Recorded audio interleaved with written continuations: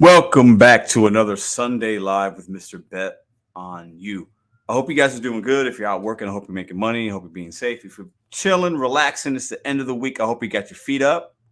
I hope you got people around you. I hope you got a water in your hand, a cocktail in your hand, whatever you got. I hope it's a good time. So, a lot to unpack today, like usual. Got some topics, some announcements, some shout outs, some information to share. You see this logo right there. Oh man, I'm always bad at this. Right there. 2023 Gig Worker Conference, Denver. Look at that beautiful logo. I'm gonna talk about that a little bit. I'm gonna pull up the community. I'm gonna put up the website and go over that real briefly. This live will not be about that because a lot more information will come about that, and I have a lot of exciting things to share that aren't even on that website that will be added. So just know that this thing is coming together. Hope you guys are doing good. Hit the thumbs up for your boy. Let me know who's in the chat. StreamYard link will be open like usual, and we're going to get into these topics and all that. But before I get into that, I got 3 shout outs I want to give for featured channels of the week. I also have a couple of shout outs I want to give that have to do with the GigCon 2023 coming up in Denver, Colorado. I have a birthday announcement. A couple people have birthdays this weekend. I want to show them some love. But first, I always talk about my week. Pretty good week this week. I didn't work a whole lot in the gig economy because I was working on this GigCon. Took all of Wednesday off, half of Monday off, half of Friday off. So, but I made good money for the time that I was out. Instacart, DoorDash, no Uber. So pretty good week. Hope you guys had a good week. Let me know in the comments how you did. Really good week this weekend. I would say between Wednesday and today, a lot done. A lot done. Just personally with the conference, with you, a lot done. Had a lot of great conversations with a lot of great people. Some of you might be in the chat. You know who you are. And even this weekend, just a great day. Did some yard work. Put together the final touches of my daughter's room because we're updating her room. Just did a lot. I feel accomplished. I feel really good. My vibes are extremely high. I'm carrying that energy into next week. I hope you guys had a good week. And if you didn't know that, better times are coming, right? Because the gig economy is a roller coaster. But overall, I had a really strong week. My mind's really strong right now. I feel really, really, really good. And I like that. And I want to share that vibes with you guys tonight. A lot has happened. So, first, without further ado, special shout out, Steve Rideshare Rodeo. Happy birthday, Mr. Flex. Happy birthday. I know those guys had birthdays this week. I do have 3 featured channels this week that I want to talk about. So I'm going to pull those up for you guys right now. I believe the first one was, I think I have them all memorized. I think I do. Savvy Shopper Delivers Holly Camp, a.k.a. Holly Camp. She is a collaborator of the GigCon coming your way in August 4th in Denver, Colorado. Go check out her channel. You can see the description in the you can see the channel, the 3 featured channels in the description. If somebody is so kind, you could drop a link to her channel as well. Savvy Shopper Delivers, aka Holly Camp. Thank you very much. Shout out to her. No Giggity No Clout. What's up, man? I know you're in here right now. Go check him out. He's working hard. He's putting together content. He's got great energy. Go check him out. No Giggity No Clout. Please, somebody put a link in the chat to his channel. And the third one, let me see if my memory serves me right. It was a non-gig channel. Oh, I'm gonna have to look. I can't remember the third one. Okay, hold up. Give me a second. Third one was okay. This is an OG. Okay. I've shouted out this channel before, but it's been a while. And this is one of my inspirations for YouTube.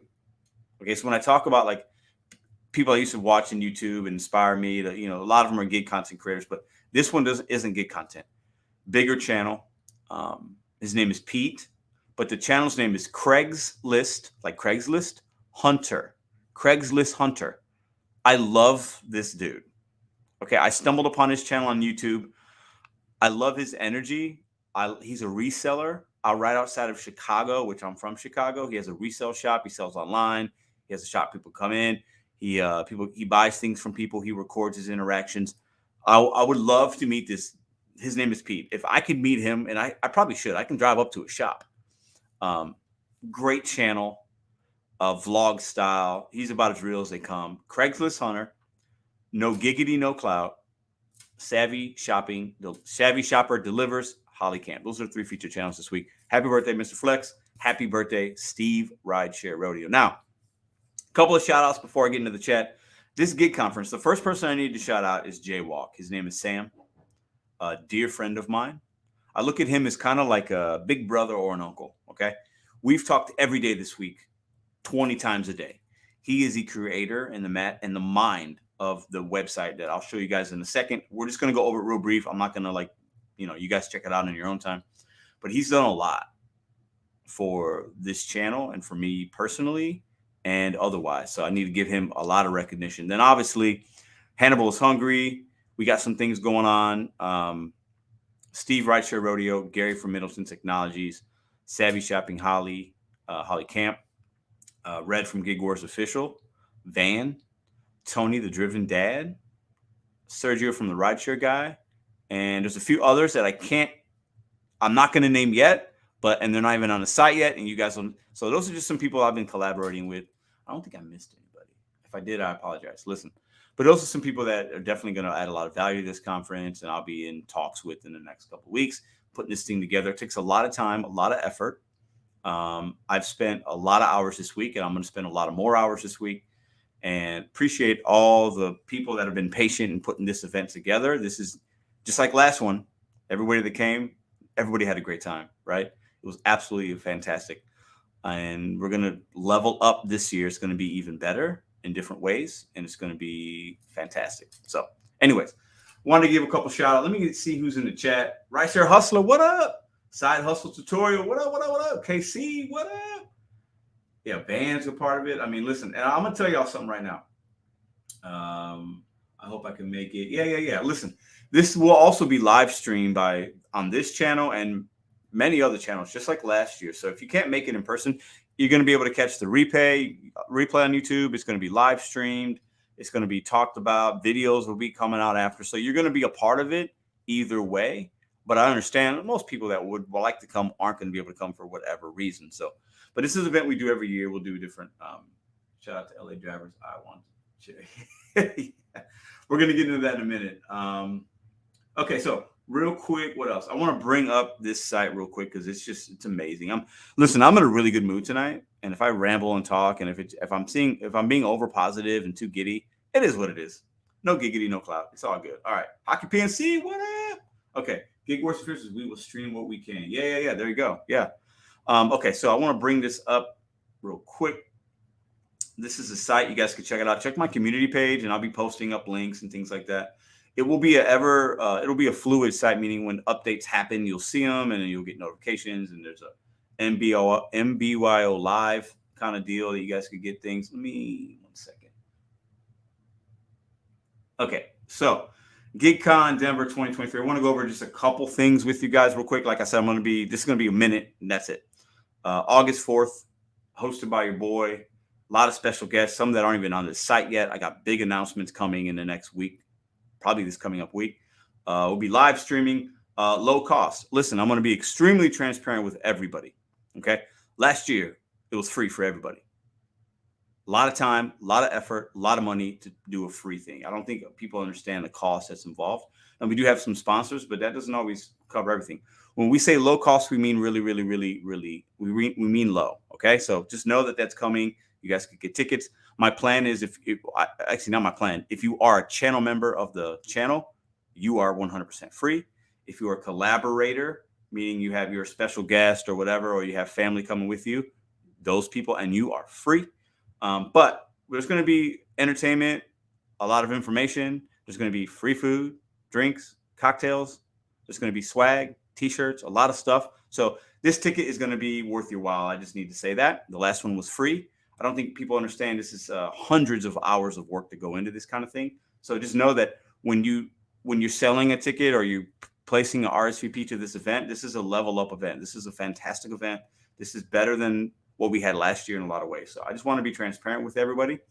So if you go in here, there's the tabs, all that good stuff. Each thing that you click on, for example, we'll click on, you know what? Let's click on Van. Let's just click on Van. Boom. He pops up, meet Van. Boom. Let's click on, and there's going to be things added on here. Gig Wars creators. I think Red's probably in here right now. You click on that, boom. All links to these places are in there as well. She has an app, a challenge app, Gig Wars official app. Yeah, so just know that that is coming, and I'm very, very proud to put this on with a lot of great people that are way smarter than me and a lot of great collaborators. So let's remove that. That was about a minute. So there we go.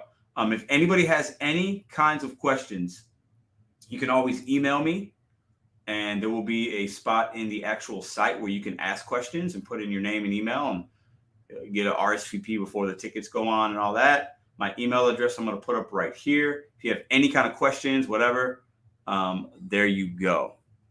That's the email right there. I'll leave that up for a couple of minutes. And let's get into the show topics right now. Cynthia, what up? Felicia, Driven Mom, Lisa, how are you? Hannibal, what's up? What's up? Hockey PNC, Mad Mapper. Can I drive your daddy's?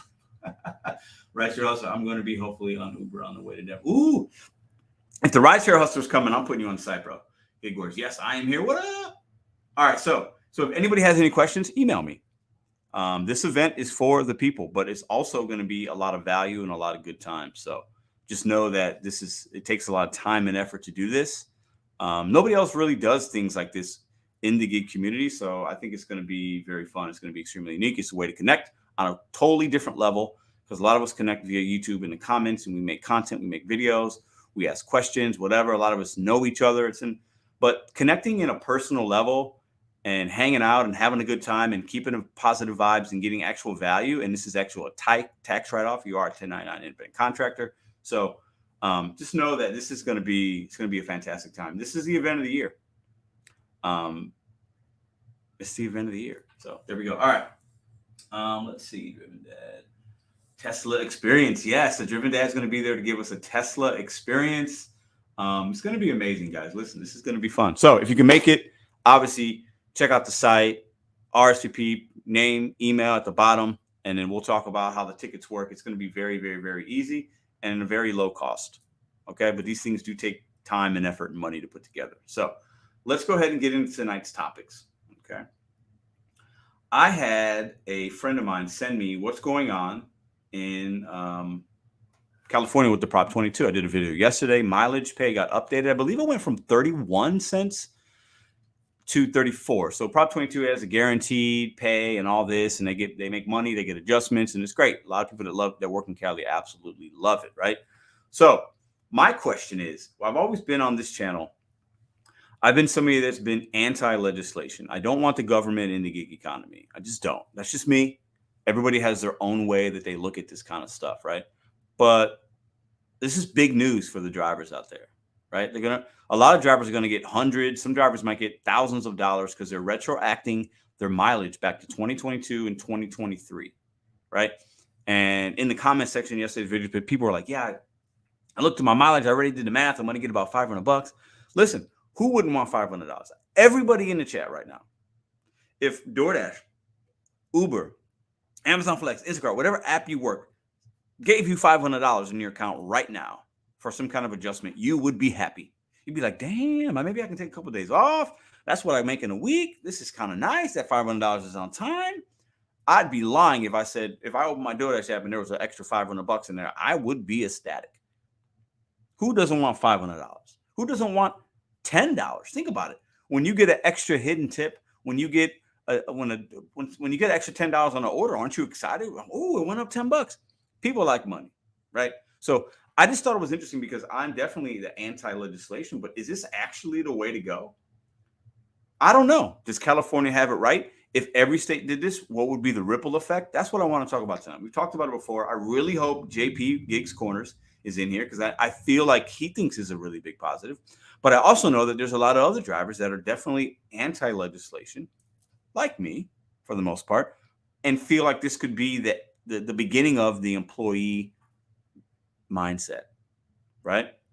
Uber right now in Minnesota, the thumbnail of this particular live is telling drivers, you're about to be an employee. Click this thing. We don't want Minnesota to pass this bill. Like, there's so many people that are on both sides of the fence on this. So that's what I want to talk about tonight.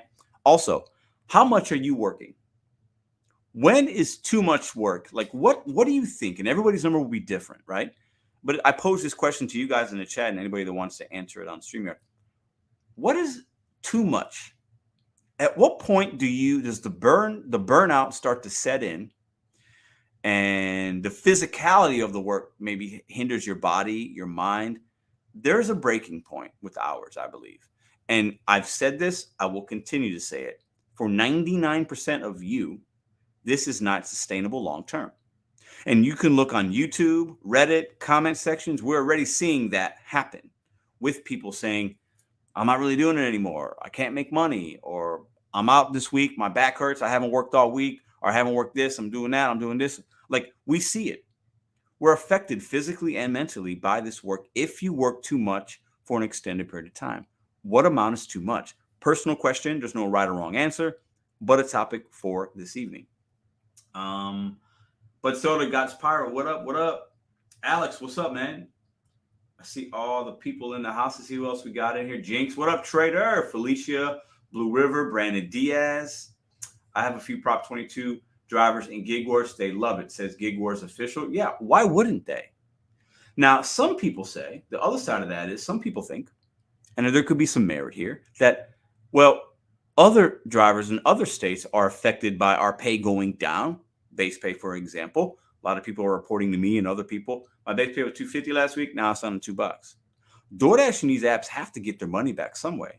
And when they have to pay out more via legislation, right, that drivers in Cali worked for, right, in whatever way they did it, they have to get that money back somehow. They know they're spending more in the California drivers than they are the St. Louis, Missouri drivers, right?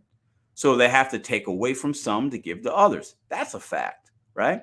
So the ripple effect, while it helps some, might hinder or hurt others.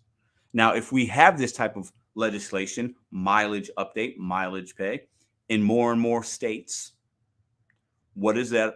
How does that affect us? Right? That's what we're going to talk about tonight. I think it's an interesting conversation because it's one that's going to be ever changing. Opinions will change, things will change. Colorado had some proposal that basically didn't hit the floor or whatever, didn't even go through. Minnesota has some stuff. Seattle has something right now where they up the minimum guarantee for their rideshare drivers and gig economy workers. So a lot of places have different things. And my question to people also that want to come up on a StreamYard or answer in the chat, what is your, what would you like to see in your state? Or do you want anything at all? Because I think there's a lot of people on both sides. I still, to this day, still believe I don't want anything in Missouri. Please leave me alone. But I'm doing okay. So it's hard for me to pass judgment on maybe a driver that isn't doing okay for whatever reason, living in a city that has extreme cost of living. I don't have extreme cost of living in St. Louis. So I want to hear both sides because I think there's value on both sides, right? And I think we can have an honest conversation about these things tonight. If you have questions about GigCon 2023, I'm an open book. You can ask those in here. But also emailing me is going to be better because I will get back to all those emails. If you have questions, comments, concerns, all that good stuff. And that site will be updated basically on a weekly or sometimes even couple day basis as things come available. And a lot has happened even just today. I'm really working very hard to put a really great event together. And it takes a lot of time and effort. And I'm glad to put that for you. I'm glad I'm doing this for y'all. So Rusher Hustler, what up? Before we get into the streamer, I'll see what he's got going on. Thanks for the $9.99. Anyone trying to carpool from LA to Denver, hit me up. LA market is great again. The past 2 weeks gone from 16 to 25 an hour driving only Lyft. Thanks, Prop 22. Thanks for that, man. Yeah, connect, guys. We're also going to have something. There'll be something planned and there'll be information the night before August 4th. So that Thursday when people are coming in, we'll have a meet and greet, a place we can go, hang out, something to do before the day of the event. But definitely get together and cargo van it, do this, keep your costs low, ride together, get an Airbnb, get a hotel, get this, get that. So thanks, man. Appreciate that very, very, very much. All right. So we have the topics. We got the show laid out.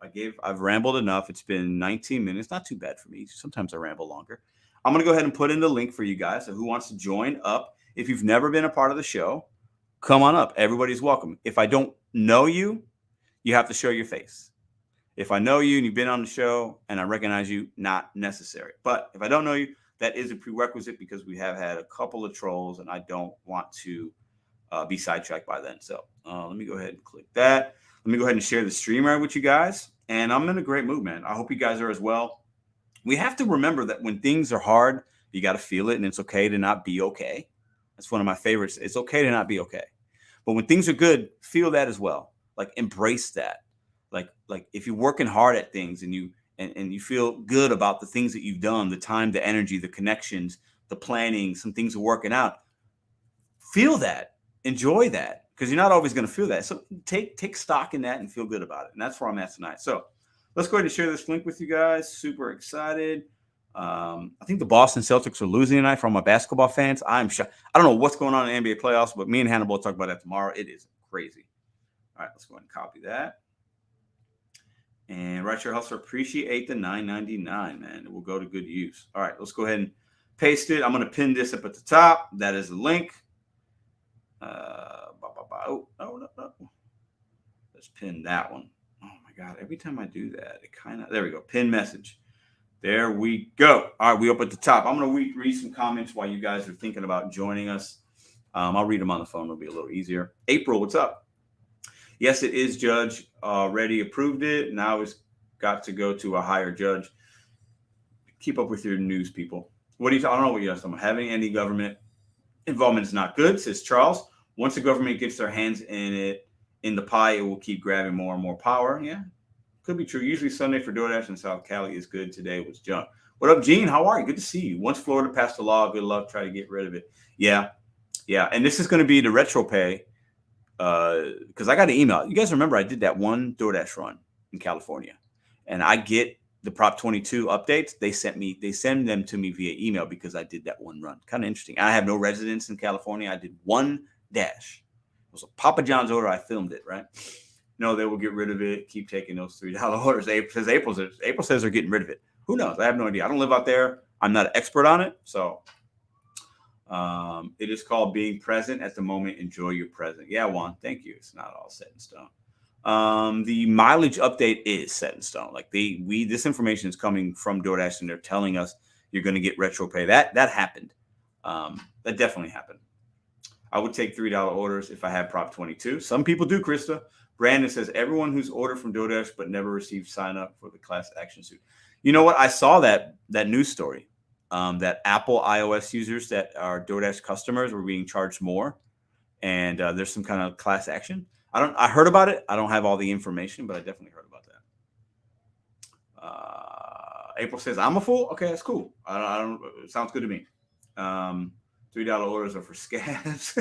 April's having a good time in the chat. What up, April? All right, I see Bud Soda. I see Gustavo Torres. Gustavo, have you been part of this show before? Because I don't see your face. I see no Giggity No Clout. All right. Jamming Gig Mom. Good to see you. Oh, Gustavo. Okay, I see you, bro. You're good. If you don't want to show it, you're all good. Thank you. I think you have been on here before. Jamming Gig Mom. All right. I got your email earlier. Hope you got my reply. I'm going to let these guys up. All right. And we'll get the show cracking. Let me get the headset on. Take a drink of my beverage to clear my throat, and we'll get it popping. Let me go ahead and put up my banner. And hit the thumbs up if you guys haven't hit that yet. Mileage pay. We're going to talk about that. We're going to talk about legislation. What do y'all think? What do y'all think about it? Do you want it in your state, your city? Alex Shin says he got about 100 in Prop 22 the week I was there. Made my average go up from 24 to 28. That's crazy. Southern Gig the Third. Just bet on Bobby. LOL. I don't know who that is. That's not Bobby, but appreciate you for being in here. We were at acceptance rates. Everyone, I'm at 66. Okay. Well, dropping the acceptance rate. The Rue Express. What's up? Good morning. You're out in Australia, right? Blue River Buds. What up? Eat the Politicians. Mad Dog. What's up? I'm at 15%, says Kirby. No legislation would ever happen in Idaho.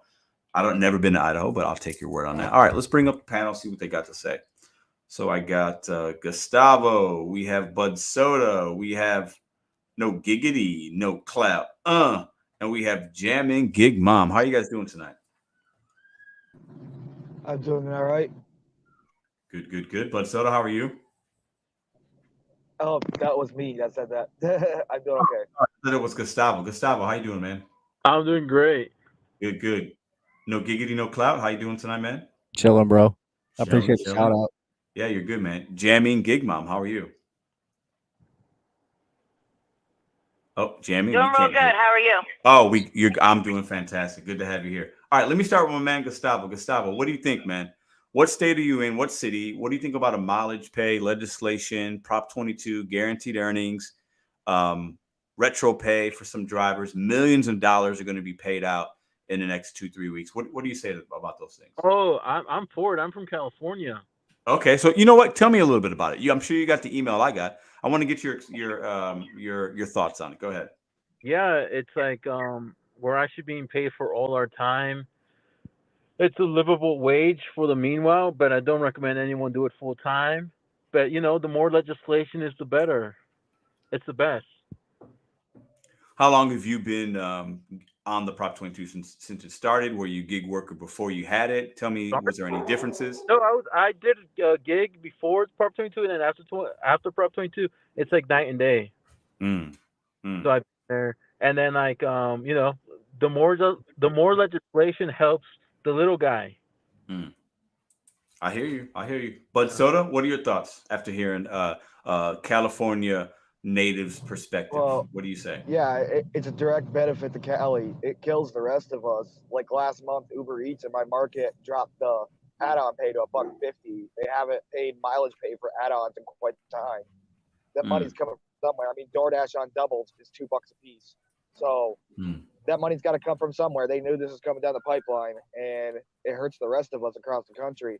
And that's more being an employee. Yeah, it's great in your pocket. But at the same time, someone said, "Oh, they'll do stuff for $3." Well, that's exactly it. Customers start to learn that my order will get delivered no matter what. I need a tip, and that hurts everyone. Well, let me say this: customers might learn that in California because but that doesn't have a ripple effect to Missouri necessarily, right? Yeah, but if they have similar legislation across the board in Hmm. different states, especially the blue states, not trying to Yeah. get too political here, but they're looking at that in like New York and Jersey, whatever, Right. and Right. it will have a ripple effect over here. It will take away a lot of our livelihoods. Mm. So, what do you say to somebody? Let's say they take smaller orders, whatever. But Gustavo's telling me he's doing better. Alex in the chat says, "Yeah, I just made an extra $100 when I was out there because he traveled. When I did the one order, they paid me an extra $9, I think, because of the time the active time they pay you for. So, money is money. So these drivers are making more money than they were before they had it. So, isn't that good for them overall?" It's good for them in the short term. Long term, it'll be bad. Mm, It's that slippery slope to the employee thing, and the way mm, these apps are like they're trying to hide more things. Like, okay, let's say DoorDash, for example, you can't unassign and see the total of the order anymore. The more crap mm, happens, and the more legislation comes in, the more employee based we're going to be, and mm. that's what they want. Gotcha. No giggity, no clout. Give me your thoughts on this. Well, my biggest thing that I've noticed lately is like when you do earn my time in my area, I want to Hmm. know if anybody's ever had like the difference in the fluctuation of pay, like the rate. We've seen like go from 10.25, and then normally it's like 11.75, 11.25, Hmm. but it changed from 13.75 to 11.25 or 11.75, and then clear down to Hmm. like 10.25 with like no peak pay. It Mm. just depends when you're on, and it'll change. I've seen it. I tried to earn by time a couple months ago. Welcome Edward Lee to the channel. I've tried it, and I think when I started it was 11 or 12, and then it went to 13 a couple weeks later, and then it went to 15 one day, and then now if there is peak pay, it will go up the half the valuation of peak pay, right? So if there's a $2 peak pay and your mark is 13, it'll go up to 14. But yeah, I've definitely seen it fluctuate because I think they're just testing things out and they're Yes. trying to figure out what is the amount that drivers are gonna do that option, earn that option as. Yeah, Somebody's I got a mean, lot of I ran background noise. Hold somebody's on. got to call you. Hold on. Oh my god. Hold on. Who's got I the think that might have feedback? been Edward. Hold on. That's Edward. Okay, I'll unmute him when he isn't so loud. Um, Okay, go ahead, but what Giggity. I was saying was like the other day, it was so being that I'm not top dasher, I have to schedule my dashes out. And in my area, if you don't schedule it like the 6 days ahead or whatever, you won't get a shift. Hmm. So I had my shift scheduled from 8 to 8 or whatever, and I was on pause. So I was able to stay with that same amount that I started with at $13.75. Well, my buddy was doing it, and he's a top dasher. And when he switched out, it went to $10.25. But I was still making the same money that I started with. But when I came back to meet up with him or whatever, I was just done. Like, I took 2 no tippers back to back. I drove one for 13 miles for like $7, and that was one way. So it was like almost 30 miles round trip. It took me a half hour to get there. It was awful. Yeah. So earn by time, I'm good. Like, I did the content for it. I'm good. Yeah. Well, I think, you have to try something in your market to see if it's good or not and see how it feels. You try it on and you don't like it. Hey, okay, I don't like it. Maybe you do see some benefits to it. I think some people see benefits when it's slower, or if they're trying to get their AR up and they just take, so there's could be some benefits for some people, and for many others, they're not going to like it, but good on you for trying it. You got some videos out there. You have the information for people now to see and learn. So I think that's fantastic. Yeah, the biggest thing I was trying to use was for the AR and stuff. So I want to try and stay as close to 70 as possible. Right. Gig Mom, what do you say? First of all, I don't think the government should be in our lives as much as they are, period. The more we allow them to make decisions for us, the more communist we become. I was born in a communist country. My family moved here so that we could have the rights that a free country has, and I see that changing over the years, and it saddens me because I know what the outcome will be in the future if it continues. As for the gig work, I don't think that they should mess with it at all. I know they're trying to change it. They're trying to make it better, but they're not trying to make it better for anybody else but them. When it comes to the money in California and how they changed it for the pay, that money has to come from somewhere. What people don't understand, and the same thing with, we talk about, not taking tips and things like that. If they paid us hourly or salary or flat rate or something, that money has to come from somewhere. So ideally, your product goes up a little bit.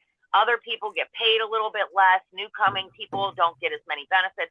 The company's not going to take a loss. Oh, wait, I got yelled at last night by one of the customer service representatives. It's not a company, it's a platform. So the platform will not take a loss ever. They always want to increase their bottom line.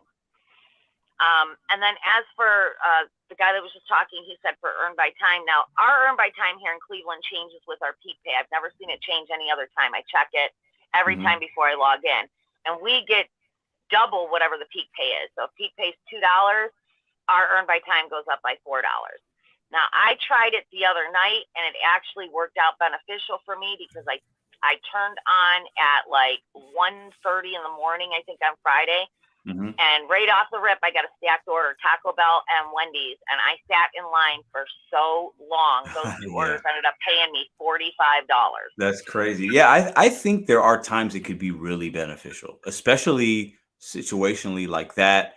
And then you could say, you know what? You could then make a decision. I don't want to unassign. I'll just keep it and make really good money. And if the customer tipped, then I'm making really good money. I'm sure there was tips attached to one or both of those, right? So both of them, like $5, Yeah, you're gambling a little, but you do have some guarantee there, especially in these long lines. And then you're like, you know what? I'll sit here for 30 minutes. I'm going to make $20, whatever it is. So I think it could be good for some people. Yeah. The other thing is some of our areas here are the area that I do the most is very there's a lot like mallish. There's a lot of restaurants in a very small area, and then 3 miles down the road there's another area, and so with all the restaurants, and then the houses are all in between. So you can do real quick dashes. So, you can take, I did 5 dashes this morning or 6 dashes this morning, all over $7, all under 2 miles from McDonald's. It was crazy. I kept going back to the same McDonald's, but some of the areas are not. You're traveling very, very far to the nearest restaurant, and the houses are very, very far apart. That would be another time I can foresee that working out real well. Because a lot of those streets, even the main roads, they're 25 miles an hour. Take your time and just, soak it up. Yeah. Let me unmute Edward Lee and see if he's ready. Edward, how you doing, man? Hey, good, buddy. How you doing? I'm doing good. So give me your thoughts on what we're talking about here. Yeah, so I'm in California as well. And I can't imagine dashing or working these gig apps without some Prop 22. Like, it surprises me how much money you guys actually make without some guaranteed wage, because the amount of no-tip orders in our market is substantial. And if it wasn't for Spark, I'd probably stop working these apps altogether. Spark is the only app that I use where I don't rely on Prop 22, because the shop and delivers are so high in base that it exceeds the minimum wage, or the minimum hourly wage plus the mileage. So, like, for example, the email that we got, if I did, like, for example, 10,000 miles for 2022 and it's going up 2 cents per mile, hey, it's $200 extra right there. Yeah, $200 extra. That's a week worth of the gas. And yeah, I'm totally for more legislation. I missed your beginning intro, but yeah, I mean, I think it can only benefit the driver. And what is the potential downside of these? Okay, maybe we can become employees, perhaps, but I don't think it can go that far, because do they really want to work? Do they want to pay us, like, pay time off, health insurance? no, Yes, that's not we gonna do that. happen. They can't do that. If they did that, then we are definitely employees. But what do you say to somebody like Gig Mom, Bud Soda? Some people in the chat, they're like, yeah, I don't want legislation. I don't think it's good. Long term, it could suck. It's hurting drivers in other areas. What do you say to them? Because you're just living where you live, and the cost of living in Cali is very high. You pay more for everything than I do. Your bread's more, your gas is more, your rent is more, houses are more, fuel's more, everything's more, right? So, what do you say to people that are objecting to it? What would you say to them? It's simple, right? I mean, why wouldn't you want a guaranteed wage? It doesn't make any sense why you wouldn't want to. I mean, if everybody got, okay, so for example, right, our minimum wage in California, at least where I live, is like $15.50.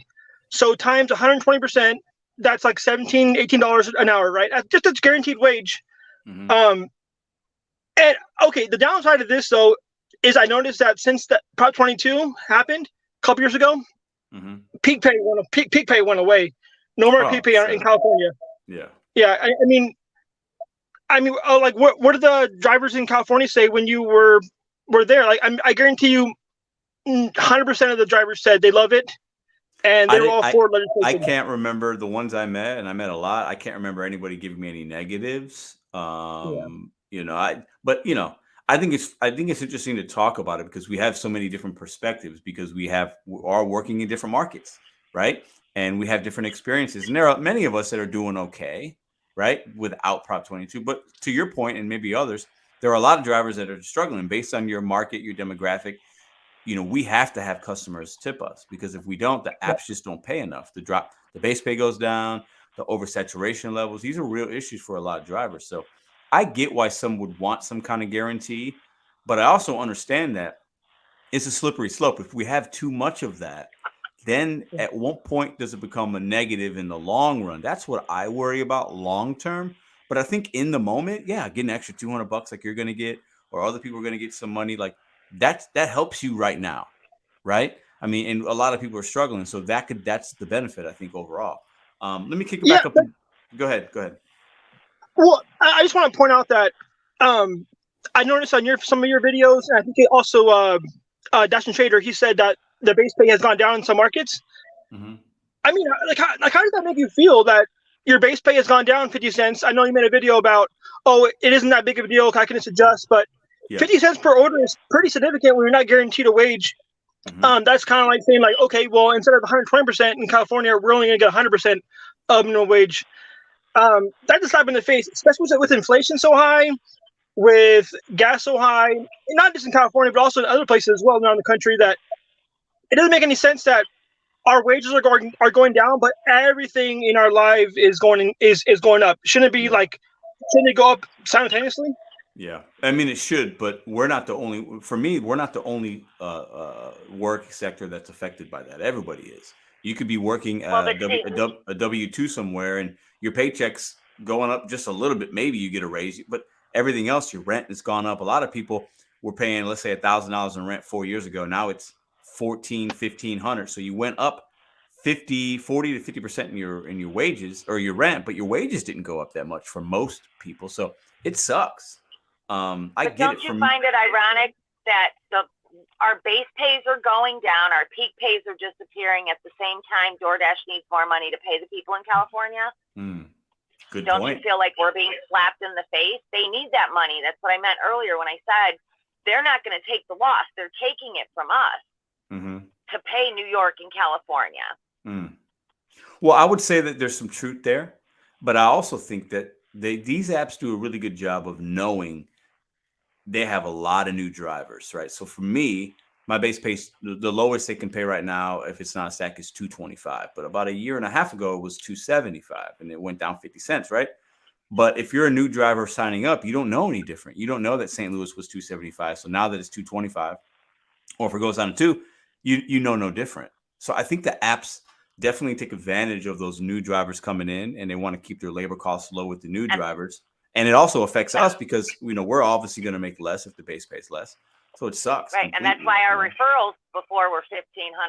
Now there's no referral for new drivers. They brought on all these new drivers, hoping the old ones would leave so they could cut costs by not paying these drivers as much, because we know, so we're bitching. You know what I'm saying? We know that the money's going down, but the new drivers, like you said, they don't know any better. And that money's got to come from somewhere. So they're robbing Peter to pay Paul is what they're doing. I believe that's my personal opinion, obviously. I can see that. But Soto, some thoughts? Well, I pretty much agree with Gig Mom here is that, you're robbing Peter to pay Paul. They got to get somewhere. I mean, they're not going to take the loss. This is business, guys. And, everyone thinks that, the free ride's there. It's not. It's going to come to an end someday, or they're going to force us to be employees. That's just what it comes down to, in my honest opinion. Let me ask you something, Bud Soda. Do you think in the next 5 years, and 5 years goes by pretty quick, okay? Some of you guys have been in the gig economy for that long or longer already, and you could remember your first Dash, I bet, right? Or first ride share or whatever. Do you think with 5 years from now that we'll really be employees? What's your opinion on that?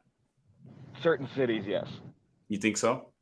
Yeah, I think the big cities will try to go to employees.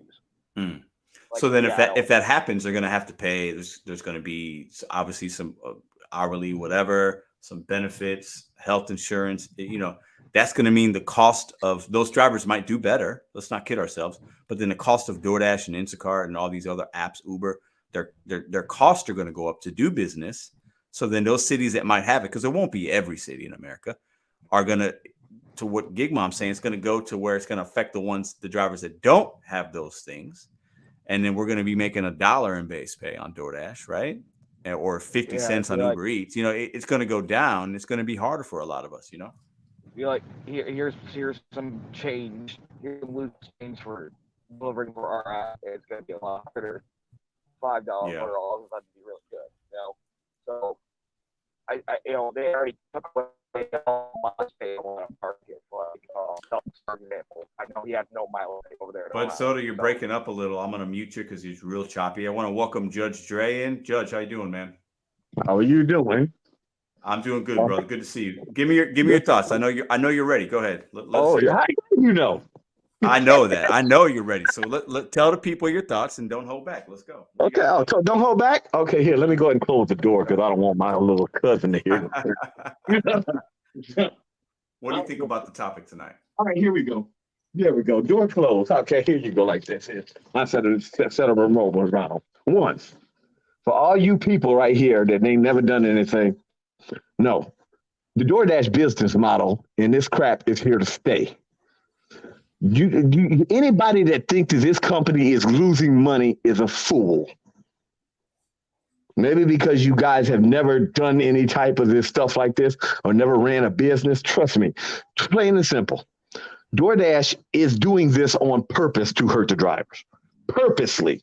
Name one thing that this company has done that's put the drivers ahead that has been done for the drivers that hasn't benefited them. Not a damn thing. On top of that, Every change that you see, there's no benefit for the drivers. It's a benefit for them. And you might let me say one dash thing. along. Let me say one thing, Judge. I think the one thing, and I've seen benefits, and other people have. Go ahead. DoorDash Name added, one. Name one. Okay. Go ahead. Okay. DoorDash added where the consumer can add to the tip when a driver's en route or after you drop it off. I made an extra $13 this week on that. Would you say that's a benefit? I'll give you that one. That's a big benefit. Okay, no. Oh, bullshit. I hate to say something. You know how many people? No, I'm gonna let you know. No offense, DoorDash is the Walmart of customers. True. Walmart customer. That's like Walmart adding a tip. I agree with that. Well, DoorDash is the Walmart. No offense, they only did that because they only did that because the Uber people came out and they used that in a what do they call it when they raise money? They use that as one of the perks as a YouTube. So that's the reason why. You ever heard of you're not into, maybe you're not to see how government contracts work and how they get funding. Basically, it's a thing called uptime. Like the reason why DoorDash went to the 24-hour tracking was for uptime. Because when people invest to give this company money to do that, they want to see how many available drivers they are so they can see if this business can scale. And what people were doing is boom, as soon as we get into a bad area, turn the DoorDash off. So what did they have to do? They showed that, and it showed the number of uptime went extremely down because people was avoiding bad areas and bad orders. So to compensate for them being the uptown, they did the 24-hour tracking and made it to where you do that. So if you really want to hurt DoorDash, man, from now on, as soon as you're done, turn the location off on your phone too. Don't let them know shit. Go to the setting, turn location off on the whole phone. So get used to doing that at the end of the day. But like I said, this company is lying, cheating, manipulating. Any way you can get back at them is possible. You go ahead. And I hate to say this, Pedro, but bro, I ain't even gonna lie, man. It seemed like I don't like to be this because you're the host of the show, but you giving this company way too much credit. Maybe because I don't know. Maybe because I got the experience in being on the crooked side. Then I used to work with law-abiding people. Like I used to work with real estate lawyers who would really find out and they really show you how companies run scams. That's all right. There are professional real estate property where they call them property lawyers or they call it real estate lawyers. And that shows it to how all these companies run scams and it's dirty. And for them to even have people who are partners here in Cleveland, that shows it's a nationwide thing. Well, I'll say this. I look at DoorDash as an opportunity. And to your point, I believe I worked at a casino. I've worked at Applebee's. It was a lot of restaurants. Like a lot of these companies do a lot of crazy things because we live in a capitalistic country, big business, millions and billions of dollars. So I don't look at DoorDash any much different than a lot of other companies. Have you ever had access to people? No, but have you had access to people who know how the bread and butter works and all like that? Like really, not just working at a company, but access to the people behind the scenes. Yes. I have. Yeah, I have. How can you sit up here and say? But how can you sit up here and say that this? Because I hate to say, they just cut your pay by 20%.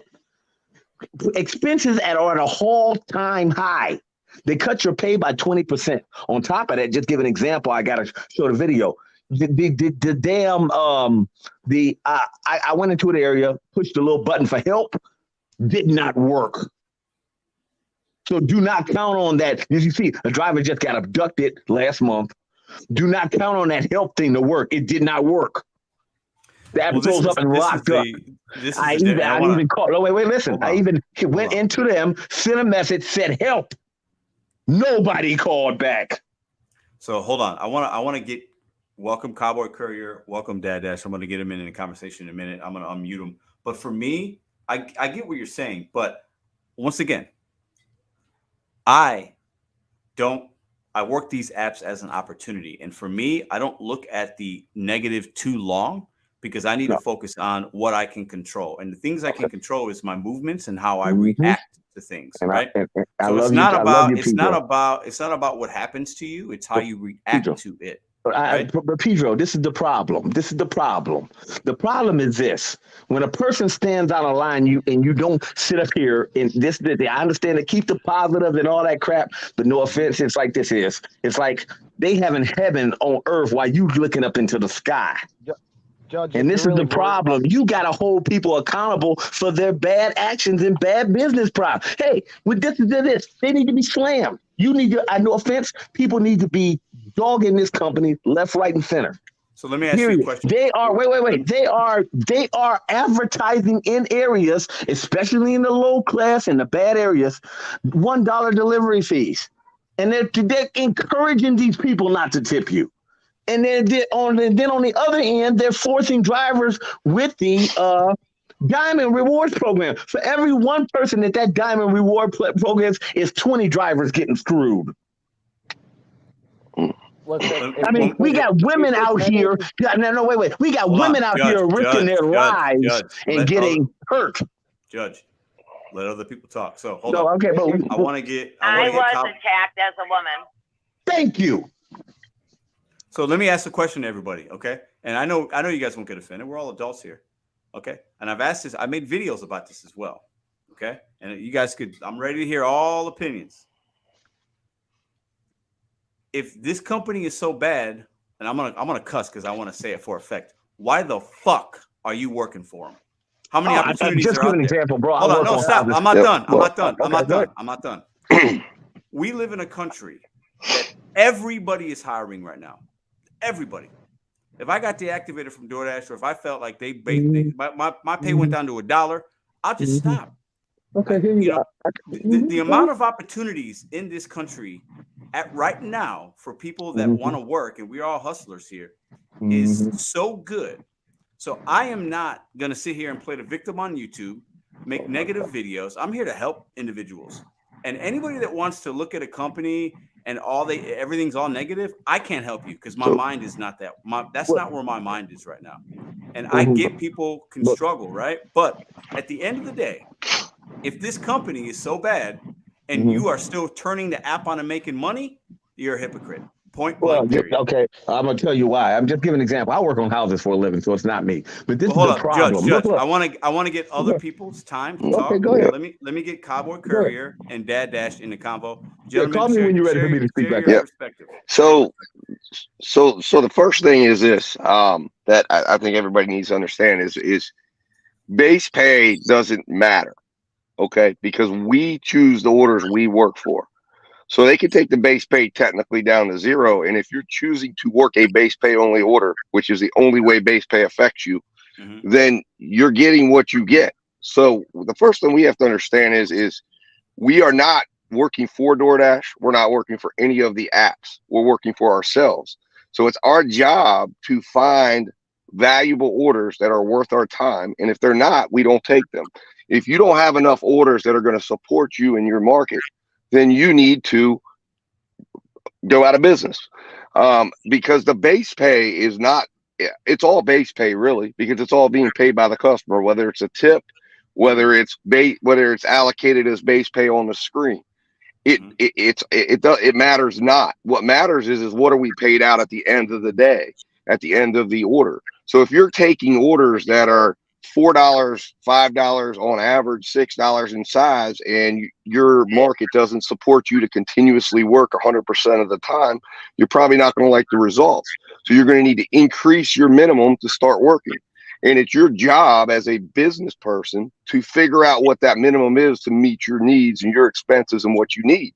So DoorDash can do all we focus too much on the fact that DoorDash, okay, they lowered their base pay to $2. Well, that doesn't matter to me. I'm still taking $10, for this. I'm still taking, I have my minimums that aren't changing.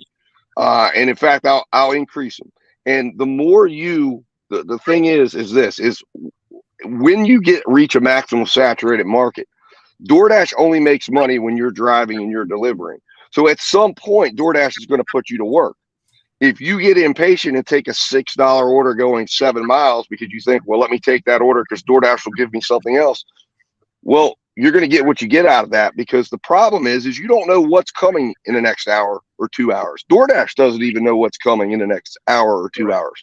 Correct. So why would you take that order thinking, well, DoorDash can't give you something that they don't even know is coming. They don't know if a LOP is coming in an hour or a $20 order is coming in an hour. They can project it. They can look at it. Their algorithm will tell them what they think might happen, but they don't know what's going to happen. So if you decide to go to work while you're working on that $6 7-mile order, that $20 order might have come. So, you know, you've got, again, it's your responsibility as a driver and business person to manage your minimum and not go to work without it. And the problem we have right now is the drivers are becoming reliant on DoorDash to set their minimum. And we've lost track of the fact that we need to set our minimum. It's not about decline now or decline for, have a sensible reason for why you're declining the order.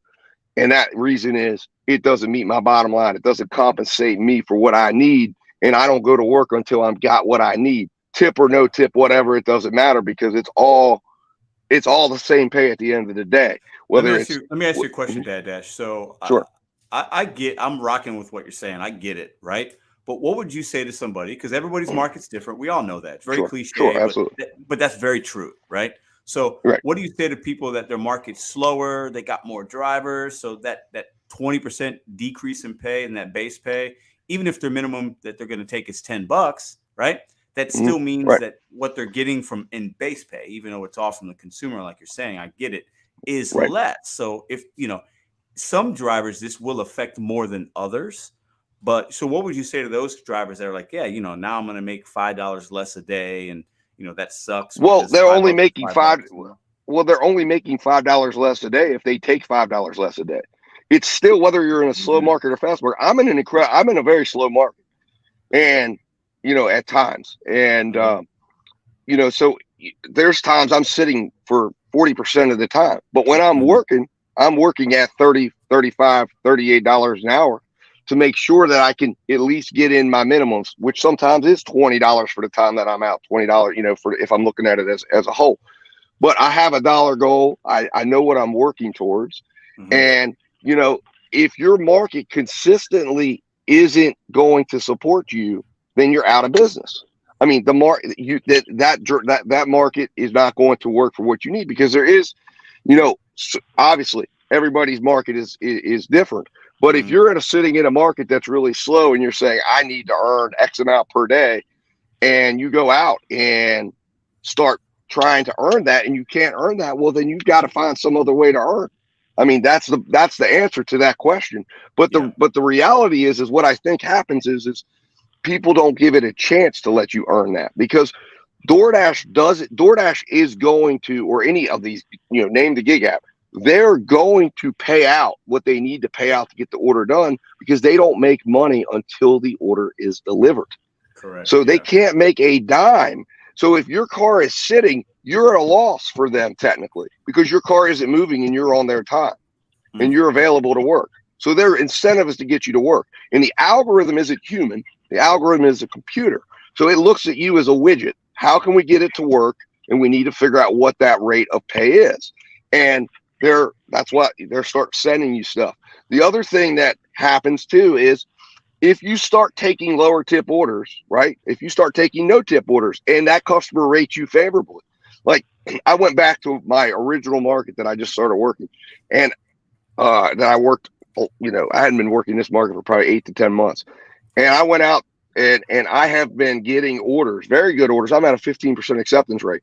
I got an order tonight, you know, that was $31, and it was 2 orders, stacked orders from customers that I've been delivering to for a long time and had good relationships with. They were good tipping customers. They came to me and dropped the stack on me for $18 that turned into $29. I have a 15% acceptance rate. So how do you explain? I'm not Diamond. What I am is I built the ratings. I had 5-star ratings with those customers. Right, exactly. So my point is if you go out and you're a new driver and you start building 5 stars with $4 low tip, no tip people, then you're going to attract those people again. And DoorDash knows that. That's how the algorithm is going to work, because the algorithm is not human. The algorithm's just looking at numbers. So you've got to look at your numbers. What are you pushing into the system? And DoorDash plays a good mind game with everybody to get them to take orders sooner, faster, bigger, They do. They absolutely and that's the point, because they know it's not a human, like they don't have as much control over the system as we think, because they have to, it's a computerized AI algorithm, which they just unleash and they go, okay, the information going in and going out of it is what's going to control the system. Hence why they have the programs of influence to say, hey, start accepting 70% of your, they know if they influence, or they don't probably know because it's all, relatively new technology, but they're testing it as much as we are and saying, well, let's test it with the diamonds. If we can get 70% of the dashers to go in there, their goal is to drive down our acceptance, meaning the amount that we will accept an order at. And our goal is to drive it up. And they're winning the battle. And they're winning the battle from every perspective, because they're winning it on, they made no trip people look foolish, because they have us out there looking like we're turning down, orders with no real basis besides just looking like we're negative and cruel. Well, we're not going to, instead it's really, well, no, it's that the real reason why that gets turned down is because there isn't a valuable purpose of taking that order. If I'm using my own asset to do that, why would I drive it? Now, DoorDash gets that order up, we'll take it, whether it's through tipping, base pay, whatever it is, it's still going to flow from the customer to our pockets. So the goal is, and the goal should always be, forcing the apps to pay out a valuable amount. And the way you're going to do that is not by having DoorDash set a base pay to do it. It's by figuring out what you need and then being patient enough to sit there. And what they understand is most drivers are too desperate to sit there. They're too desperate to train the algorithm, and they're going to push forward into, to start taking orders or thinking they're going to get something out of it. And what you put in, you're going to get right back out. And that's why you're going to sit there and see. And I've experimented with this and see, when I reset my acceptance rate, started taking a lot more lower orders. And I'm seeing it because I'm tracking it on paper. I'm tracking it in a spreadsheet. I'm looking at the offers I'm seeing, and I'm tracking it with what I'm doing, which is the only, and again, it's not what I would say most drivers are going to do, because it's a lot of data and a lot of work. Most drivers are not going to do what you do, and you know that. Right. You understand that. And I'm doing it more of, it's an experiment. It's what I did previously when I was in my previous, that was what I did. That was how I crunched numbers, what I was good at, what I was special. So I've kind of taken it, and that's a lot of the fascination I have with what we're doing, because it's like, can we, how can we get the system to work? Because I know it's computers. I mean, it's not as mysterious. It's not as crazy as we think it is. Yeah. And I want to get Cowboy Courier. Want to jump in here? I think you muted your line, but if you're ready and have some thoughts, I'd love to hear them.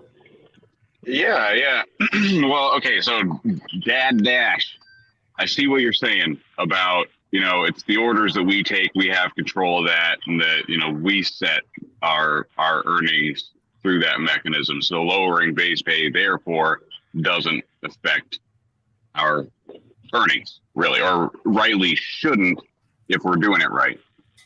But I have to disagree with that feeling or that sentiment, because if I'm doing 120 orders a week, $480 or $480 is what I'm losing. If they lower that base pay by $1, that's $480 in a month that I'm not getting, regardless of whether the orders that I'm taking are big fat tips or a few little tiny ones here and there. Those little base payments are, it's dust, but it adds up. Okay, can I ask a question? What is your minimum that you will not go under for an dollar amount? You mean for like a individual order? I don't say, I'm not going to start my car for $5. Like I have areas in my market where like I will actually take orders that are like $4. But it just depends on where I am. If I'm at the mall, if I'm on the strip at the mall, I can park my car and I can walk on foot. I've found myself on foot for 2 hours at a time before. just walking orders around. And so when I'm in that state, like, okay, I'll take anything, because as long as it keeps me here in this area where I can work this way, I consider it a highly desirable way to work. When I get those kinds of strings of, like, it's crazy. It gives me these stacks. I had an 8-order stack one time where it just like kept giving me add-on after add-on after add-on. And it says like, hey, you're the dasher in the mall right now, and we really need a goddamn dasher in the mall. So like, as soon as you drop that one off, you want to like take another one here too. And then I've had situations like that too. But I think what the guy previously is trying to say is like, okay, so if your bottom line minimum order will not, like that app that Pedro introduced us to last week, I was checking that out. So you put in the settings that I don't want to see any orders under $8. Okay, so now they've taken away that base pay of $2, and now you have to recompensate that $480 a month that you were talking about. So what he, I think is, and I could be wrong, but from what I gather, he's trying to explain is that if your bottom line is $8 per order and you've now lost the $2, you have to move that bottom line up to $10 per order in order to not lose that $480 a month. Or just keep accepting $8. Yeah. In other words, $8 is $8 is $8. Doesn't matter where it comes from. Right. In other words, don't lower your bottom. Thinks that way. Right. I'm just saying, well, not everybody thinks exactly that way. So I understand that. Right. Yeah, absolutely. I would never subscribe to that kind of a feature where, it just automatically, like, I don't like not seeing orders automatically. I don't feel like somebody offering me a job opportunity is like such an inconvenience that I just don't even want to see certain kinds of them. Like, I'm down to give consideration to anything that's like a potential paying opportunity, even if that's like no consideration is really merited. I want to like manually hit the button. I will say this. During busy times, think about it in this way. If you're seeing a lot in your market, everybody should know their market. If you're seeing a lot of $2 and $3 and $4 orders and you don't ever take those, that particular driver utility helper app, which is what we're talking about here, will get that away quicker so that the next opportunity comes in faster, right? Versus having to look at it and you're driving, you wait, maybe it takes you an extra 10 seconds to decline it. Within that 10 seconds that you just spent, you could have gotten something that was good that you accepted. So that to me is the benefit of it. But I get what you're saying. That's true. Yeah. You could potentially miss the banger because you're staring at a $2.50. Well, it doesn't even have to be a banger. It could be a $9. It could be an $8 going 2 miles. Most of us are going to. There's been times where I've declined a little $3 piece of shit, and immediately after declining it, like if I had declined it 2 seconds later, I would have missed it, and it's a catering order, and it's like, really, DoorDash, you're trying to send me that instead? Like, you have that in the queue, ready to come down the chute. You're gonna offer me this other one for, like, it is a bit insulting, but it's all an algorithm. It's done by a computer. I can't really take it personally. And guys, I want us to remind. I want to welcome back Judge Dre. Welcome in Matrix. I want to get Matrix back on in his convo since he's new. But I want us to remind something. I want us all to be remembered of something. This is what we're doing. Okay. I want us to think back to the W-2s we had or whatever line of work you did. Maybe you were a business owner or whatever. There's going to be something that's not great about anything. And people call me, oh, Pedro, you're being too positive. I don't give a fuck. Like, listen, every kind of job you're going to have is going to have obstacles.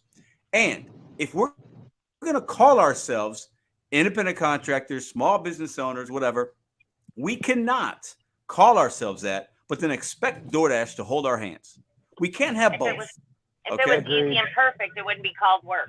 Exactly. We can't have both. We can't want this, but then also want to freedom and flexibility, and I don't have to ask anybody to have my day off. I want to work when I want to work. We can't have both, guys. That's why I'm not about the guaranteed pay. I'd rather pick and choose the way I like. You see fit. Sure, and that works for you, and it's worked for you for several years now, right? And that's Yep. that's the good thing about this type of work. And we can complain. There's nothing wrong with that. There's a lot of things to complain about. There's nothing wrong with that. But I'm very appreciative for this work. When I Yeah. got diagnosed with cancer and I knew I was going to have hundreds of appointments and I don't get paid for time off at my W-2, I left and I do this. I can't miss a ton of work and not get paid because I've got, chemotherapy or oncology appointment or surgery Right. scheduled or whatever. So right. I'm very grateful that I'm able to still pay my bills. I mean, I'm not doing great. I'm not putting thousands in the bank, but I am able to pay my bills and take care of my kid and her tuition paid and there's food in the house and there's a roof over our head and deal with my health. And there's a lot of people that So I'm can't. very There's a lot of humble people for that it. can't say that working a W-2, and they can't. You know what I'm saying? So, Matrix, welcome to the show. I want to bring you in. You haven't spoken yet, and then I want to get back up to no giggity, no clout for a minute. It's been a minute, and we'll get to Edward, get to Dre. Matrix, go ahead, give us some thoughts. Hey man, how you doing? I'm good. Good to see you back. It's been a few weeks, man. I'm glad you're here. Yeah, it's been a few weeks. Just to kind of bounce off of what Cowboy said in his last statement, he kind of was going back and forth about, DoorDash sent me a $3 order and then they sent me this big catering order. And then he kind of closed out his comment with, well, it's an algorithm. They're not really targeting me. And that's exactly the point. There are millions and millions and millions of DoorDash drivers, gig drivers across the country. And for some reason, we always think that there's like this group of, executive guys in a room with, like green hats on, like punching buttons thinking, oh, I'm going to send this trash order to this guy, or I'm going to help Pedro because he's on YouTube. Or it's all math. Yes. Guys. It's Yeah. all math. Pedro doesn't get any better orders because he's on YouTube. None of us. It is a math algorithm. It spins around, spits out orders. I sat with a dude yesterday in a parking lot, a fellow DoorDasher, and we just watched the orders come off of our phone. And I'm like, hey, I just got the $8 Taco Bell. I declined it. And he's like, bam, I just got the $8 Taco Bell. I declined it. Hey, it just came back to me at $8.50. That same Taco Bell order. Well, they're upping the base pay because the order's not getting picked up. It's just math. Even when you get a contract violation, there isn't some executive behind a desk watching your every move. The contract violations are issued via math. It's via algorithm. Yeah. You were late. It's all math, you guys. It's not personal. I listened to Judge Dre, and he makes it sound like it's personal, like it's individual. Oh, I'm going to F this guy because he did. It's not, Pedro. It's a complete mathematical algorithm that just churns and churns, and it learns, and it'll offer different programs. Let's see what the Diamond program does. Let's see what Top Dasher program does. But all in all, they are not targeting you individually because of your recent behavior in the last 15 seconds. It's just not the case, guys. I want to get no giggity, no clout, man. Give us some thoughts. A lot has been unpacked in the last 30 minutes. What do you say? Add some value here. I mean, I'm basically here to learn, so I'm pretty much in the background, like kind of listening to everybody, really. Okay, I like that. What do you say to? Let me ask you a question. So, okay. You can't put that in there. To interrupt you. I'm outside putting up a light, so just give me 2 minutes. Let me know when you're about to call me in.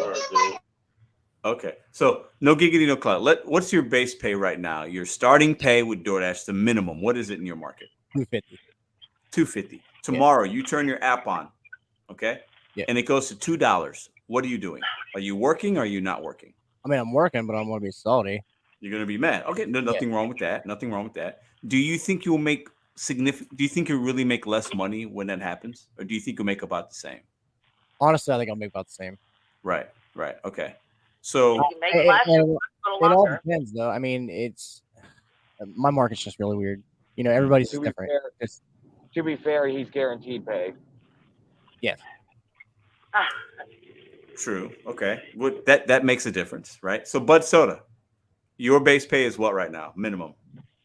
$2 on doubles, $2.50 on singles.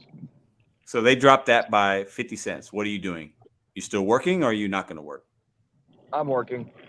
Okay.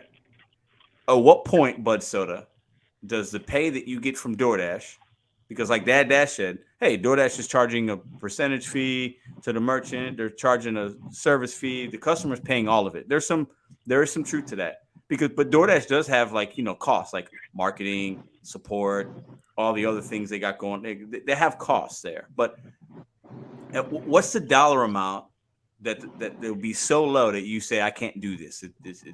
Is there a dollar amount, or can they pay you zero and tell you everything has to come from the customer? What do you say to that?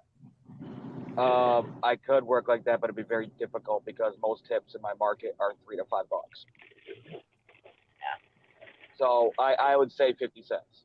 Like after it goes down below 50 cents, I turn the app off. I do something else. So tomorrow, Uber is sending you 50-cent orders, and you'll still work with Uber, is what you're saying.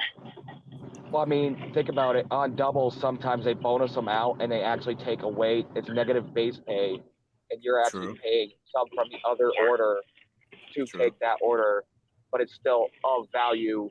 You're still paying $9-something for the add-on. So you're still making money. And everyone whines about DoorDash. I think that's one of the dirtiest things you can do. 12 miles for $3. Good point. Anybody else? Go ahead, jump in. I'm sure y'all got some thoughts. Go ahead, whoever's ready. We've got to make most of our money on tips. I mean, we have to. If we're making or banking on making the base pay, I mean, think about it. If you do, let's say you do 20 deliveries a day, that would be about $40 to $50 from DoorDash base pay, and 150 or 125 or whatever from customer tips. I mean, we have to bank on the tips. When I pick and choose orders, I'm picking and choosing them based on the customer's tip or what I think the customer tip is. If I get a $12.50 order in my zone, that's just a single order for like $12.50. I know about 90% of the time it's a $2.50 base pay and it's a $10 tip. If I'm going to take that order for $10 or get offered that order, I'd probably take it. I mean, the base pay is so minimal, which is the problem because they charge such exorbitant fees to the customers. Even with shopping pays. I mean, DoorDash charges 15% to the customer for shopping pays. So if you're a customer, you go online, you order 10 items from, Safeway or King Soopers or, Aldi's or whatever, they're going to charge you 15% as a customer. So, I mean, that's a lot right off the top. They charge the restaurants, as we've talked about ad nauseum, 30% of a restaurant order. They charge just the restaurant. So they make a ton of money on all different ends, and yet they turn around and only pay $2. Well, who gives a crap if it's $2.50 or $1.50 or $1? That's not where I'm trying to make my money. I'm trying to make my money when I see good tipping offers. Right. I want to give a shout out to Sergio in the house. He's out in Cali, and he knows a lot about what just happened, the mileage update. He's somebody that sent me some of this information. So shout out to him. Go check out, if you guys don't know about the Show Me the Money Club podcast they do live on the Rideshare guys channel. It's a fantastic show. So I will say this. I know Grubhub's dead in a lot of markets, but in my market, they pay so much for mileage pay and bonuses that yesterday I made $92 from the app and $45 in tips, $137. The thing is the thing that we have to realize is that if we all began to take orders that were representative value, then eventually the pay would come up one way or another. In other words, DoorDash would either charge more for base pay or representatives base pay to add it to the tip, or they would do something to get it going because they want us driving. That's the point. We are a widget to the algorithm. They want us driving.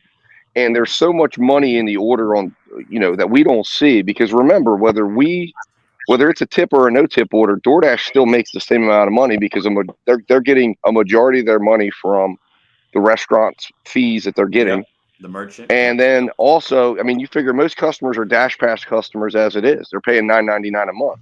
So DoorDash doesn't realize that money from the restaurant until an order is delivered. And that is why they have to, that's their goal that's the algorithm's goal. Their goal obviously is to limit and make their what they call efficiencies, which is simply limiting and lowering the acceptance rate or the acceptance amount that is required. And if you look at their earnings calls of the first quarter, they talk about how they have had a record, their efficiencies at an all-time high. In other words, efficiency, order volume is up and efficiency is up. And the recycle rate of an order, meaning the times an order has to go in and go back out. And customers all of that's being because serviced quicker. They're being serviced in a quicker. And that's because we are not demanding more, because we're believing that somehow the algorithm is going to take care of us, but it's not. And that's the point. We take care of us. I think you guys are missing something here. I understand what you're saying, and what you're saying makes perfect common sense to me, except for the fact that you're expandable. And that's what they just did. They just hired a crap load of new drivers that don't know any better and will take all those shit orders. And the next time, when those drivers become old drivers and learn better, guess what? There's going to be another except there is a limit. There is a limit because but in my market, I know that for a fact there's a limit, because my market is a waitlisted market. So because there's a limit of drivers that there is a limit on what they will put into a market, which means now obviously they could open the spigot and get more people in. But the bottom line is that the drivers that are coming in, if you look at DoorDash's own information, they'll tell you that the average dasher dashes 4 hours a week. Okay. So we're not competing with those people. Those people are going to come in. They don't have time to cherry pick. They don't have time to do anything, because they're coming in for an hour at a time, make whatever it is DoorDash gives them. Fine. But DoorDash is going to say, you don't like taking these orders? All right, fine. This is an option. You don't have to. Well, except that DoorDash limits the amount of, DoorDash has full control over the amount of dashers that are out on the road. Yes. But if the dashers are working towards value, in other words, if the ones that are out, there's always going to be a percentage of dashers that will be out, that will be working. And the average dasher's on orders for 20 minutes. That's DoorDash's goal. Mm-hmm. Okay. Which means the math says there's going to be people there waiting, and there's going to be orders sitting in queue. But DoorDash's goal is to get everyone working at 70%, which will push them out faster. So the more we're driving, the more we're collecting orders, but at that process will slow down, and had slowed down. If you look back at the position where DoorDash was in 2 years ago, they were in a different position. And when they were in a different position, they had to pay more, and their efficiencies were down. They were not as efficient. They weren't getting orders done. The recycle rate on orders was higher, longer. Can I say something? Sure, absolutely. Yeah. No, I'll tell you that. That's what I said. I love you guys, and I love you to death. Like I said, from somebody who's been on that side of the coin and know about how the inner works of this. Like I said, my first job, I'm a computer network. That was my first job. There's a reason why I'm not in that field no more. Trust you. I'm gonna let you know. It's manipulation all the way around. You don't think that the algorithm knows exactly what to do. The algorithm is pushed out there to what? Get people. That's why you get so many new dashers who didn't know that if you didn't accept every order, you get screwed. There's so many new dashers. How many dashers did you bump into in an average week that didn't know that you didn't have to take anything? Have to take everything. I bump into a lot of dashers like that. It's a reason why, and this is the problem. This is the thing that gets me toward this. If there's a person who has a mental disability and you take advantage of that person with a mental disability, is that you wrong or them wrong for not having the information? That's the company is wrong. They know exactly what they're doing. They don't think that these people, they have made more money than they ever had. More orders have gone out, and they still have to cut your pay. And on top of that, you want to sit up here and you want to say, fine, we go back to the exact old ways where there's no diamond reward program and it's just free for all, whatever it is. Fine. But once you put the diamond reward program in and you got the people chasing the acceptance rate, putting their lives on the line, then you found a way to control the system, and it's not fair anymore. You can't do that once you get penalized for not having a high acceptance rate. You're penalized for that. It's been times that they will sit you there for an hour and a half and they won't give you an order. I got 4 people that remember I told you I'm about to make videos. I ain't gonna lie. As I see that more people are just being nullified to sleep, I'm gonna make it my job to cost this company at least $200 million. Also, when I'm gonna make it my job, and I'm not gonna lie. I'm not gonna lie. Listen. I'm not gonna lie. I'm not gonna manipulate anything because I'm not a liar. I'm not a manipulator. I'm gonna use their own business practice, and I'm gonna let people know, and then people are gonna hate this company when I'm done. Well, one of the things Listen real quick, Dad Dash made a good point right at the end.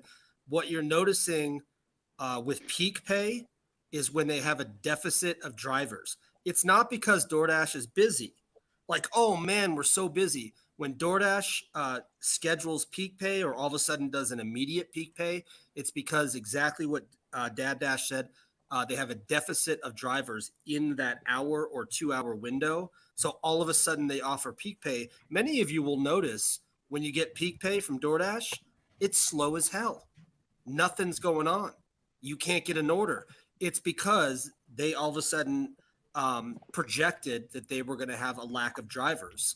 So they offer peak pay. It's not because they're busy. Well, no, it had nothing to do with that. I'm gonna let you know. This is the thing. Is this is the problem. Ever since they went to the 24-hour tracking, if you notice, and now Mark, all the dashers sitting there listening at home. There's 9 of you on the panel here today. If you got 24-hour tracking, if you notice now, you get more texts telling you to come dash now than you ever have. Because what DoorDash does is now, when they know how many drivers are in the area, because even when your app's off, so before it even gets to where the fact they're already sending texts, so people are already jumping on. And then the bad thing about that is this: by them having a 24-hour tracking, they've made it to where they can lower your pay. Now you say, why would DoorDash want to lower their pay? Of course they want to lower how much money is going out to you, because when they're don't have to offer the $5 and $6. Wait. Right. Thank you. When they don't have to up in a $5 and $6 crap to get the drivers to come back out, then what? It makes the lower price for their customers. And that's what they care, because this company don't care about you. They care. Think about it. That's the reason why the only thing that these $2 7-mile orders do is a damn contract violation. You treat it like hell by these people. So many damn drug and trap houses out and delivered to. And I mean, they sit there laughing. Like literally, I had it at, I pushed the button, nothing happened. I called DoorDash and alerted them to another customer. What did they do? Oh, well, we'll give you a case number and we'll accept. Do they call you back? No. But you don't have to deliver to that. You don't have to take the delivery anywhere you don't want. How are you gonna know? Listen. How are you gonna know after you got the order and the customer treats you like shit? But that's part of what that's part of what we do. So that's part of that's it's part of the job. I understand you can't get around that. You can't get around that. This is the problem. You said every time there's something that DoorDash fucks us, well, that's part of the job. But every time we say, well, they're fine, we're going to fuck them. Okay, what? We're going to find a way every time you get into a car accident, make sure you got the DoorDash app on. So boom, you boom up, go into that. So now we're going to start taxing them on that. I think what we're missing. I mean, like literally. Listen, hold on. What we're missing here. You love this company, bro. I don't love DoorDash. Are you kidding me? Are you delusional? I love DoorDash. I don't know. DoorDash is an opportunity, and I'm gonna give you a dose of reality to everybody watching.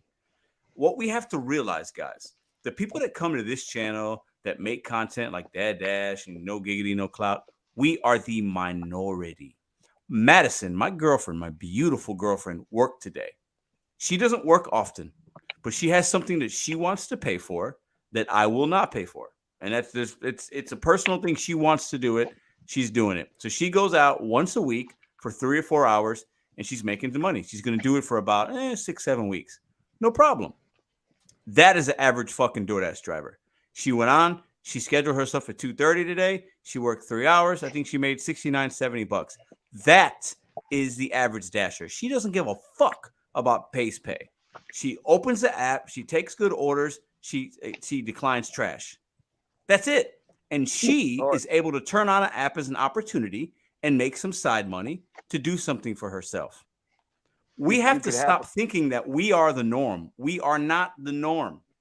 Okay? Us in this group right now that care so much about this and that, DoorDash knows that, and that it is what it is, right? Right. So Pedro we have has to said stop. this hundreds of times in the videos. This is not meant to be full time. No, it's and not. The people that it's do not. work and use this as, I don't want to say their bread and butter, but you know, that it's a large part of their income. Let's say you have to realize that every job is not created equal, period. You have two kids in high school flipping burgers at McDonald's. One kid is constantly calling off, slacking off, not doing his job. The other one is prim and perfect. Who's going to get the raise? And then it's just not equal.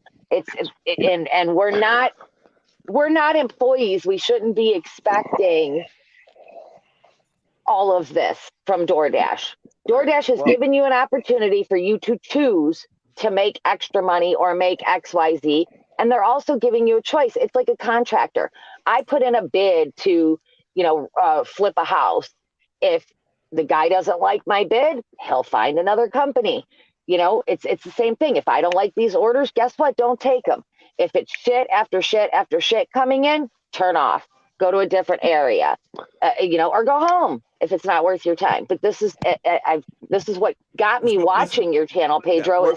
Is it's an opportunity, and you have to use it as such. So we're independent contractors, right? So if I'm knocking on doors, we're independent, right? If I'm knocking on doors and I want to mow your grass, or I want to shovel your snow, or whoever's got the background noise, please stop. If I want to mow your grass, if I want to. What the hell? Who is doing that? Okay. If I'm knocking on doors and I want to mow your grass, I want to get your service. I want to make money. I'm an independent contractor. That's what we are, right, guys? And if I'm knocking on doors and I'm not making money in that neighborhood, I'm a fucking idiot if I stay in that neighborhood. And I said what I said. I'm not going to that's if I stay in that neighborhood and I'm not making money, that's on me. Okay. So as DoorDash drivers, if you're not making money, that's on you. Stop playing the victim. Asking for this, asking for that. It is a side gig app. We have to start taking personal responsibility for your pocketbooks. We live in America. The opportunities are endless for most of us that are willing to go out and figure it out. If you can't do that in 2023, I cannot help you. This channel is not for you. I have failed you. The bet on you Seckles one day at a time has failed you. You are not for this channel. Okay. We don't do that here. I'm not going to give you pacifiers. Go to another fucking channel. I don't give pacifiers out anymore, guys. We have solutions. And we have, if I'm knocking on that door and I knock every day and he doesn't want me to mow his grass, if I knock the next day, I'm a fucking idiot. I'm going to knock on the next door and the next door, and I'm going to go to another neighborhood. Stop playing the victim. I'm tired of hearing about it. Okay, we're not living in some crazy country where there's not jobs. I could get a job tomorrow. If I open up my DoorDash app and I'm deactivated and Madison gets deactivated, I'm going to be upset for a day, and then I'm going to figure it out because I'm a fucking man. I'm not going to bitch. I'm not going to complain.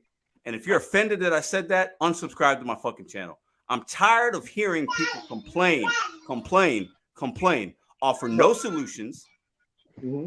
But this is an opportunity. This is an opportunity. Okay, Pedro. That's it, Dre. It's an opportunity. I'm just fighting for the little guy. Listen. That's fine. I was a little guy. 2-3 years ago, I was a little guy. Okay, but you know what? I said I don't want to be the little guy anymore. Well, I'm gonna take it in my own hands and figure things out. Figure other ways to make money. Okay. So either you want to get on that level or you don't.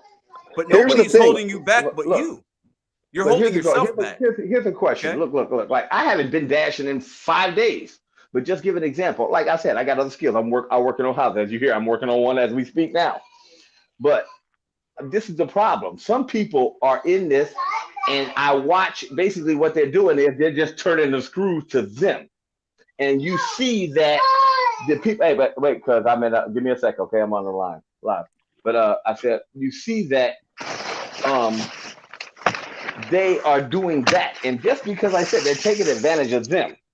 And like I said, if you went back to what you said, where the numbers didn't mean nothing anymore, then you I hate to say something, Pedro, you would be 100%.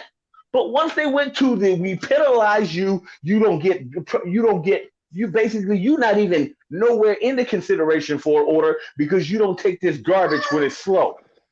So now the people who are out there, you don't put them behind the 8 ball where you just should have said no. What you need to do, unless we got enough orders, you ain't even gonna get a chance at one.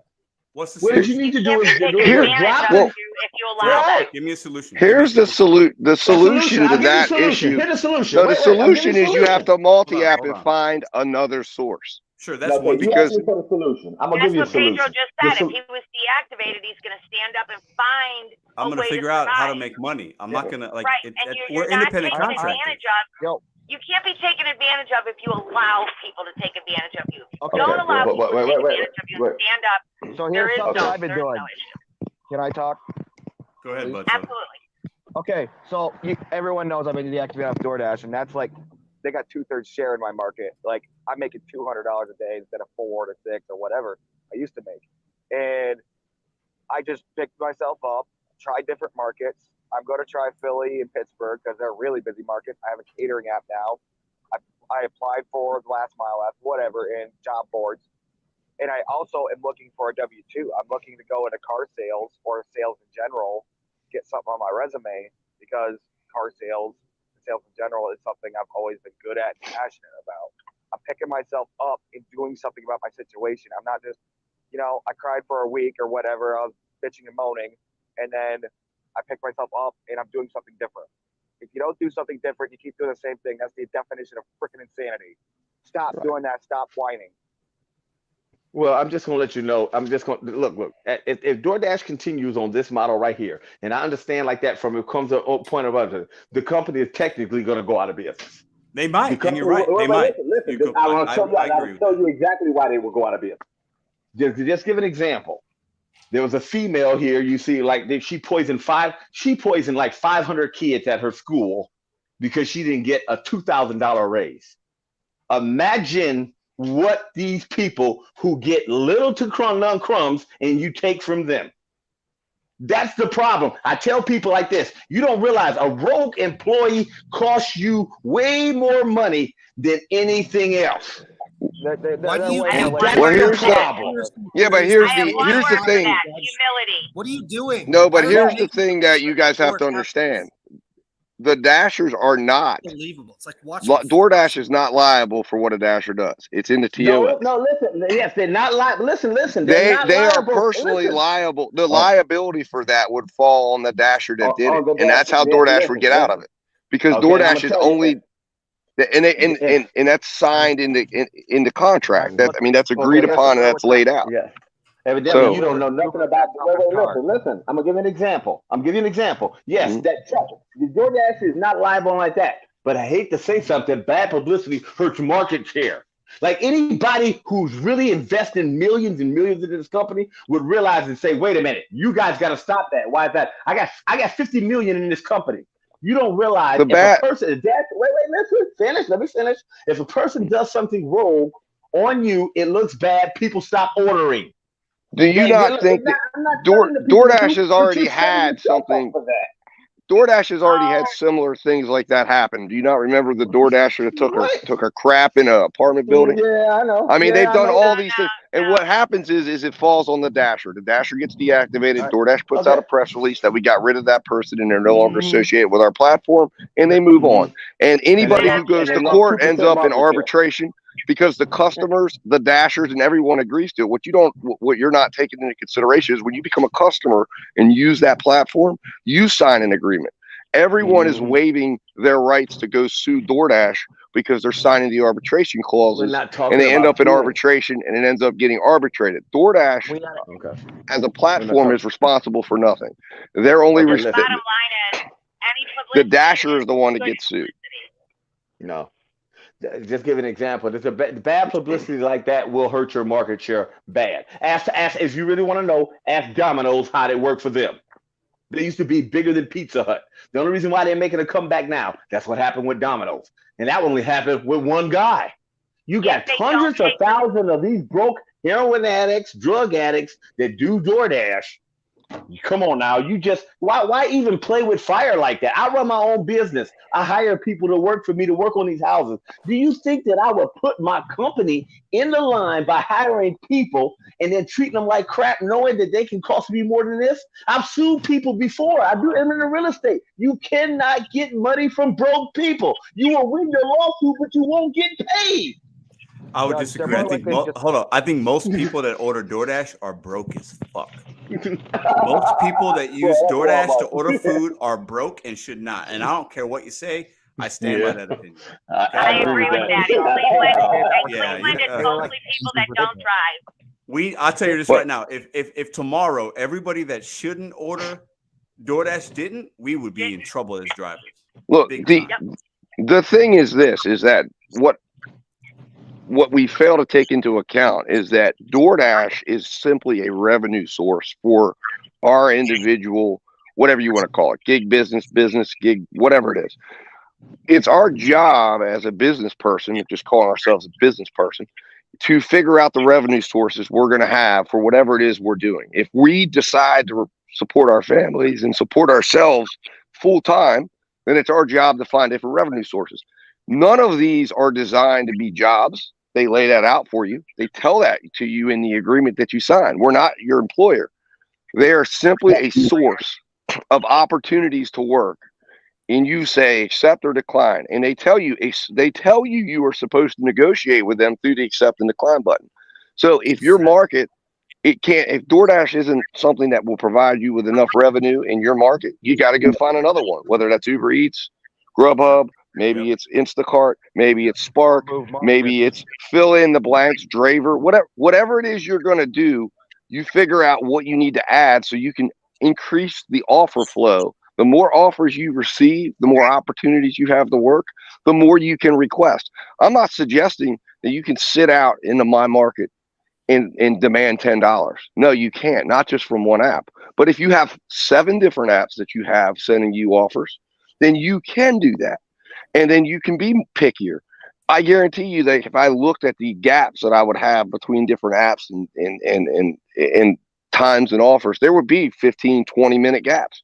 But I'm not working for DoorDash necessarily, every single order. I'm working for Uber. I'm working for DoorDash. I'm working whatever's sending me the offer that makes sense. I'm going to work for Instacart, Shipt, whatever it is. That's where I'm going to go work. And if for some reason I can't find enough offers to give me what I need, then I'm going to go out of business. I'm going to find something else. Maybe it becomes part-time. But also, the point is, Domino's Pizza has 42% of the market share.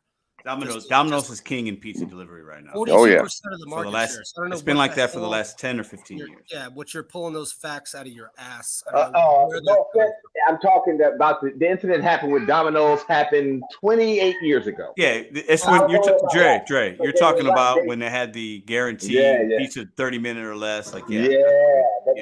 But the reason why they lost because it was a rogue employee that cost them that. That's why the store shut down overnight. There's a reason. Well, in DoorDash, in Domino's is responsible because that was their employee. That is a huge difference. Of course. And DoorDash makes the distinction that we don't represent DoorDash. I don't know if anybody has seen that in their agreement. Here's the question. You must have realized this is the problem is we are kind of adults. We're a little bit younger. We didn't have TikTok and we wasn't doing crate challenges and shit like that. These young people, there was no such thing as Kia boys and stuff like that. You got to think about the logic from these young people who are that. They are quick to get emotional, quick to operate in their feelings, quick to do something stupid and make a fool about it on TikTok or any type of social media was never like that. A bad story spreads. Social media can kill your business nowadays.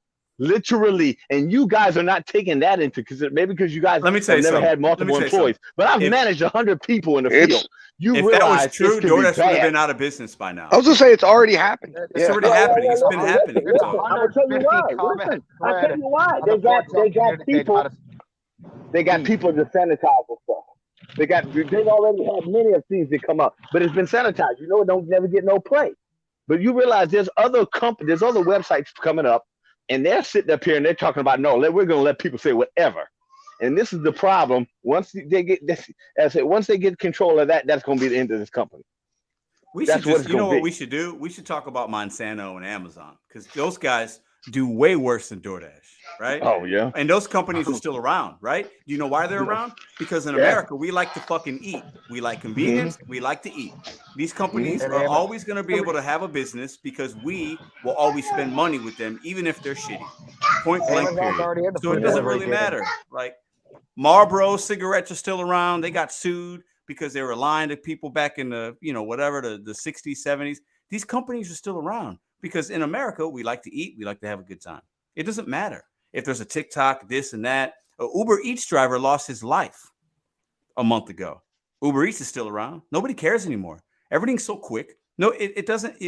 We have to understand it's not just DoorDash. That's my thing. I can get mad at DoorDash and bash them like I used to. You know what?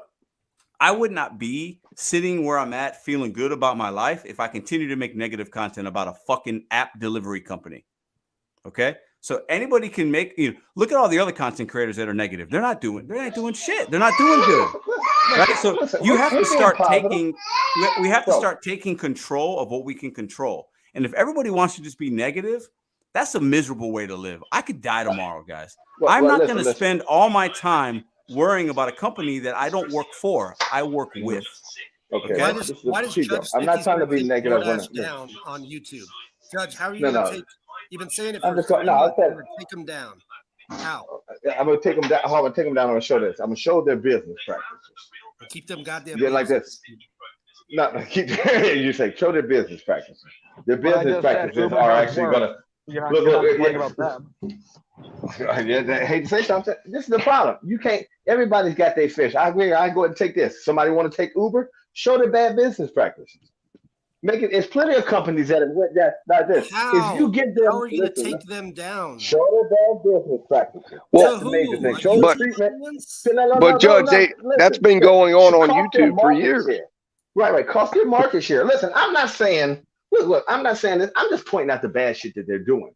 And the problem is by not pointing out the bad shit that they're doing, it's like you're allowing a bad teacher to stay in there and teach your kids. I would like to point out the bad shit that Chevron or Exxon or Enrod is doing. Go right ahead. I want to let hold on.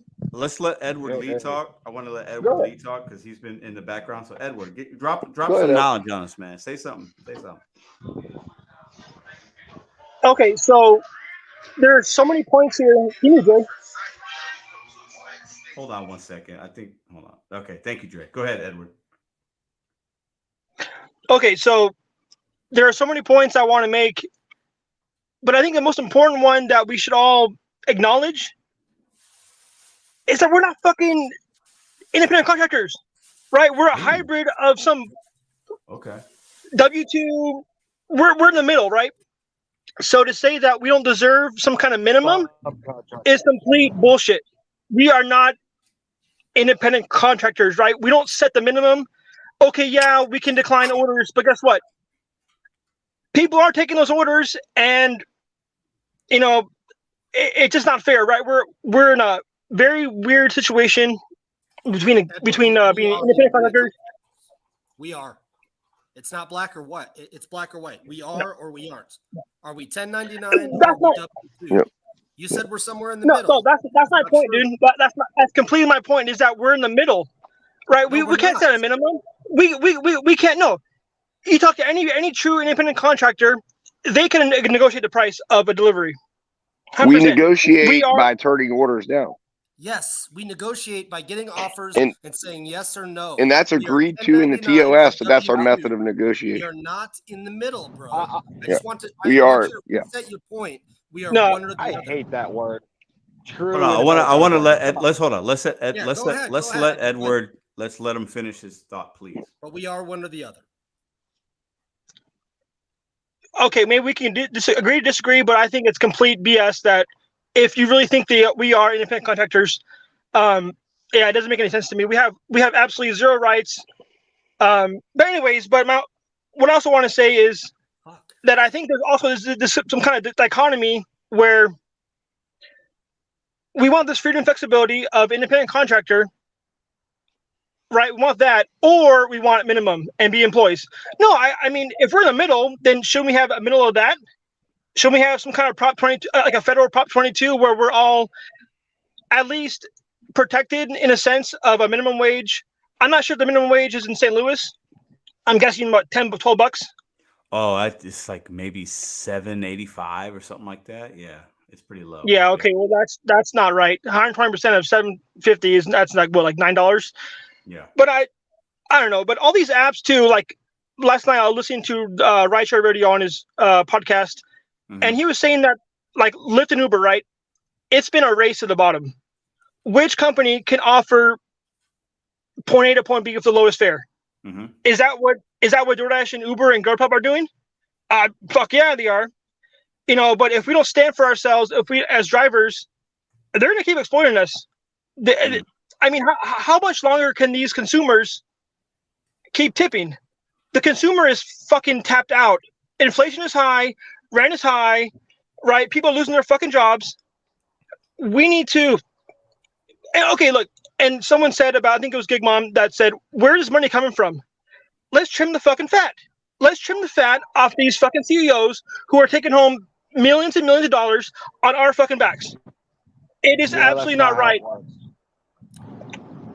What doesn't work? Businesses, and they had to increase it by 300%. We either accept it or deny it.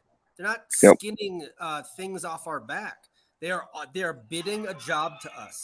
As an independent contractor, we get to say yes or no. They're not taking any skin off of any backs, scalps, balls, nothing. They simply say, hey, you independent contractor, here's an $8 offer. Yes or no?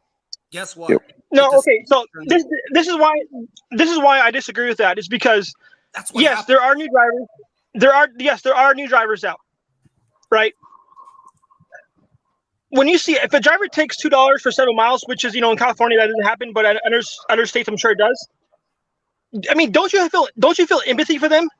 Don't you feel they made the decision to take it to a trash order? I don't feel bad if somebody says that. If they are unaware of the country or don't speak a certain language, yes, I may feel some empathy towards them. They are running their own delivery business. They have the right to say yes or no. If you work at Domino's or you work at Chick-fil-A, you don't have the right to say yes or no. Domino's orders come up, you go. Bob, you go. Sarah, you go. Karen, you go. The orders, you don't have a choice. That's your job because you're employed by them on a W-2 making $15 to $18 to $20 an hour. We don't make any dollars per hour by any company. We are independent contractors. We get to pick and choose, Edward. That's now we've the actual issue that we need to cut. That is the real issue and the core issue with these companies, and that is they should be required to make it apparent what they are being to the driver. In other words, they try their hardest to confuse the driver for what they are, but it should be very clear to the driver that you are your own business. You are responsible for your own decisions, and you are not an employee, and we are not your employer. And that is the real issue. And that transparency around that issue, it's disclosed. It's in the terms of service. Well, except for the fact that we all signed the terms of service when we signed. Well, but it's their practices that confuse it, and that's why they should be required at all times to make it clear that they do not have a say over. Again, they do a lot of things. The terms of service. They accept that DoorDash violates their own terms of service in the way they administer the terms of service, and that is the real issue. While we're worried about tips, we should be worried about the fact that they need to act their part of the contract as well, because they come in with the diamond programs and the things that they come in to entice and act like, hey, you're an employee, but you're not. And unless somebody's going and reading the terms of service and understanding it, they should be required that if you're going to go in with somebody who has no specialized training, no educational barrier of entry, they should be required to put it in third grade language. Exactly what we are, what they are. That would make us employees if they were leading us. It would not make it employees if they said you're not employees. That's what it should say. You are not an employee of DoorDash. You are in no times way. in the terms of POS, it service. literally It says Yes, says in the that terms of service in you the are a small third language party. or in the small print, but just Well, like who when gives a shit cigarettes what had to size come the out to print say is? Come nicotine on, was dude. I mean, this is all semantics. We signed a contract with a third-party service, Uber, DoorDash, and I'm not shilling for these guys. I know that they're well, small. instead, yeah, but see, I'm instead saying of they're small them print. saying 70% affects you, like when you go to turn it down, the issue I have with DoorDash is they put deceptive things on.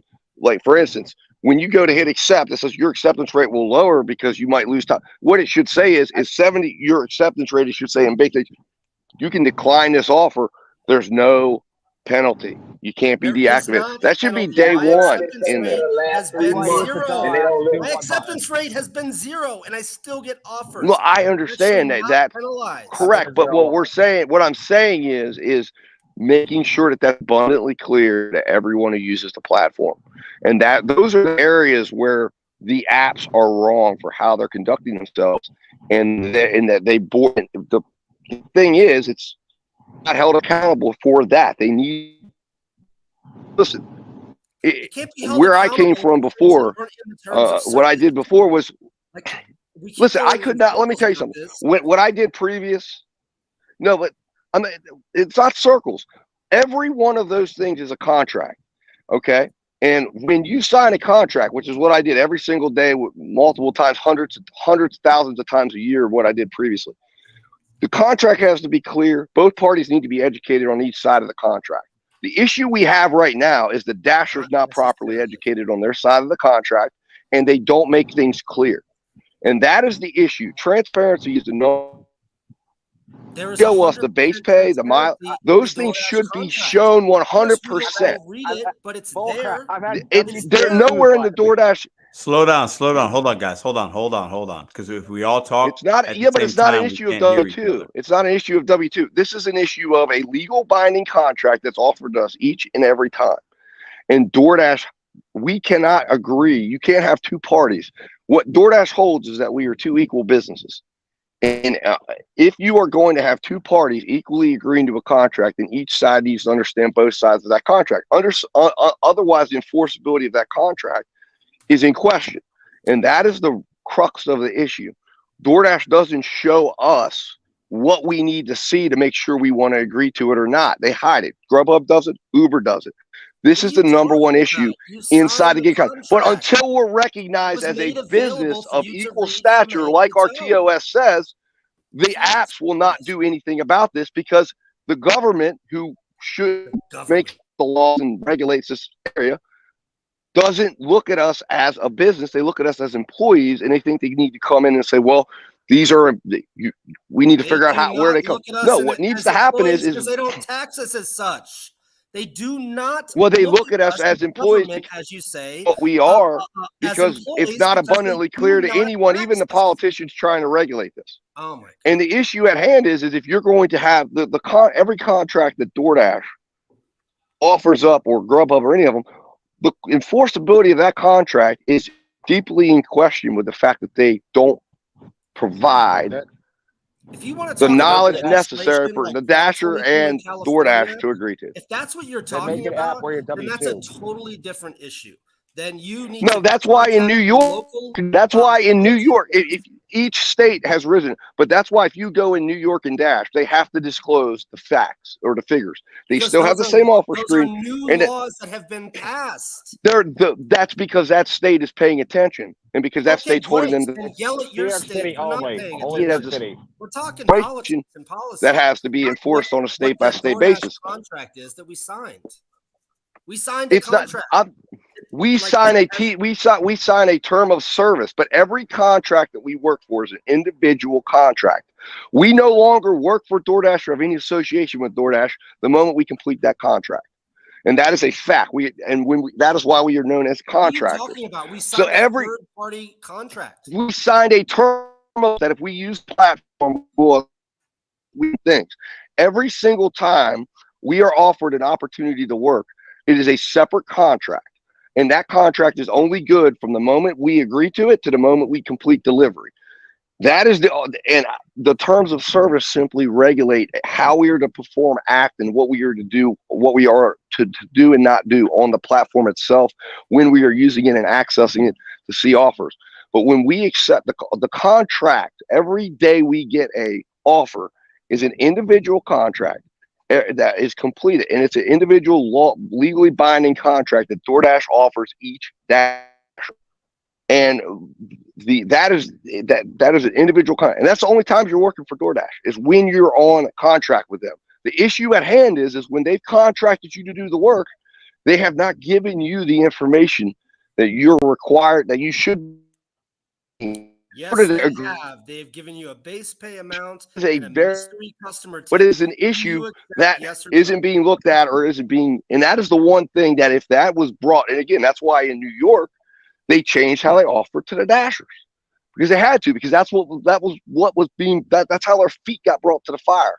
And instead of allowing that to become a systemic issue that's spread across the United States, settled out the issues. In New York is they required them to show the driver the full amount.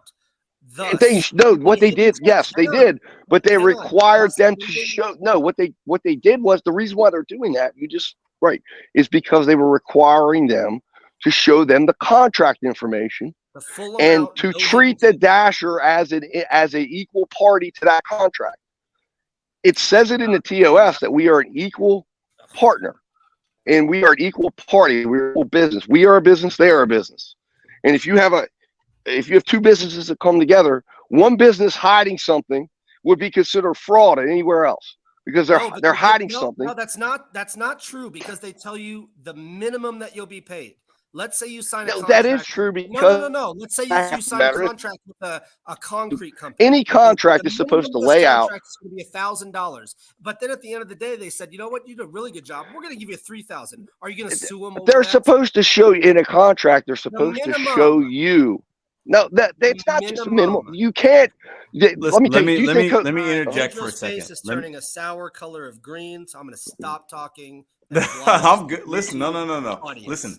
I like that we have different. This is the reason I let everybody up and I let you guys talk, because this is good. This is good stuff. Okay.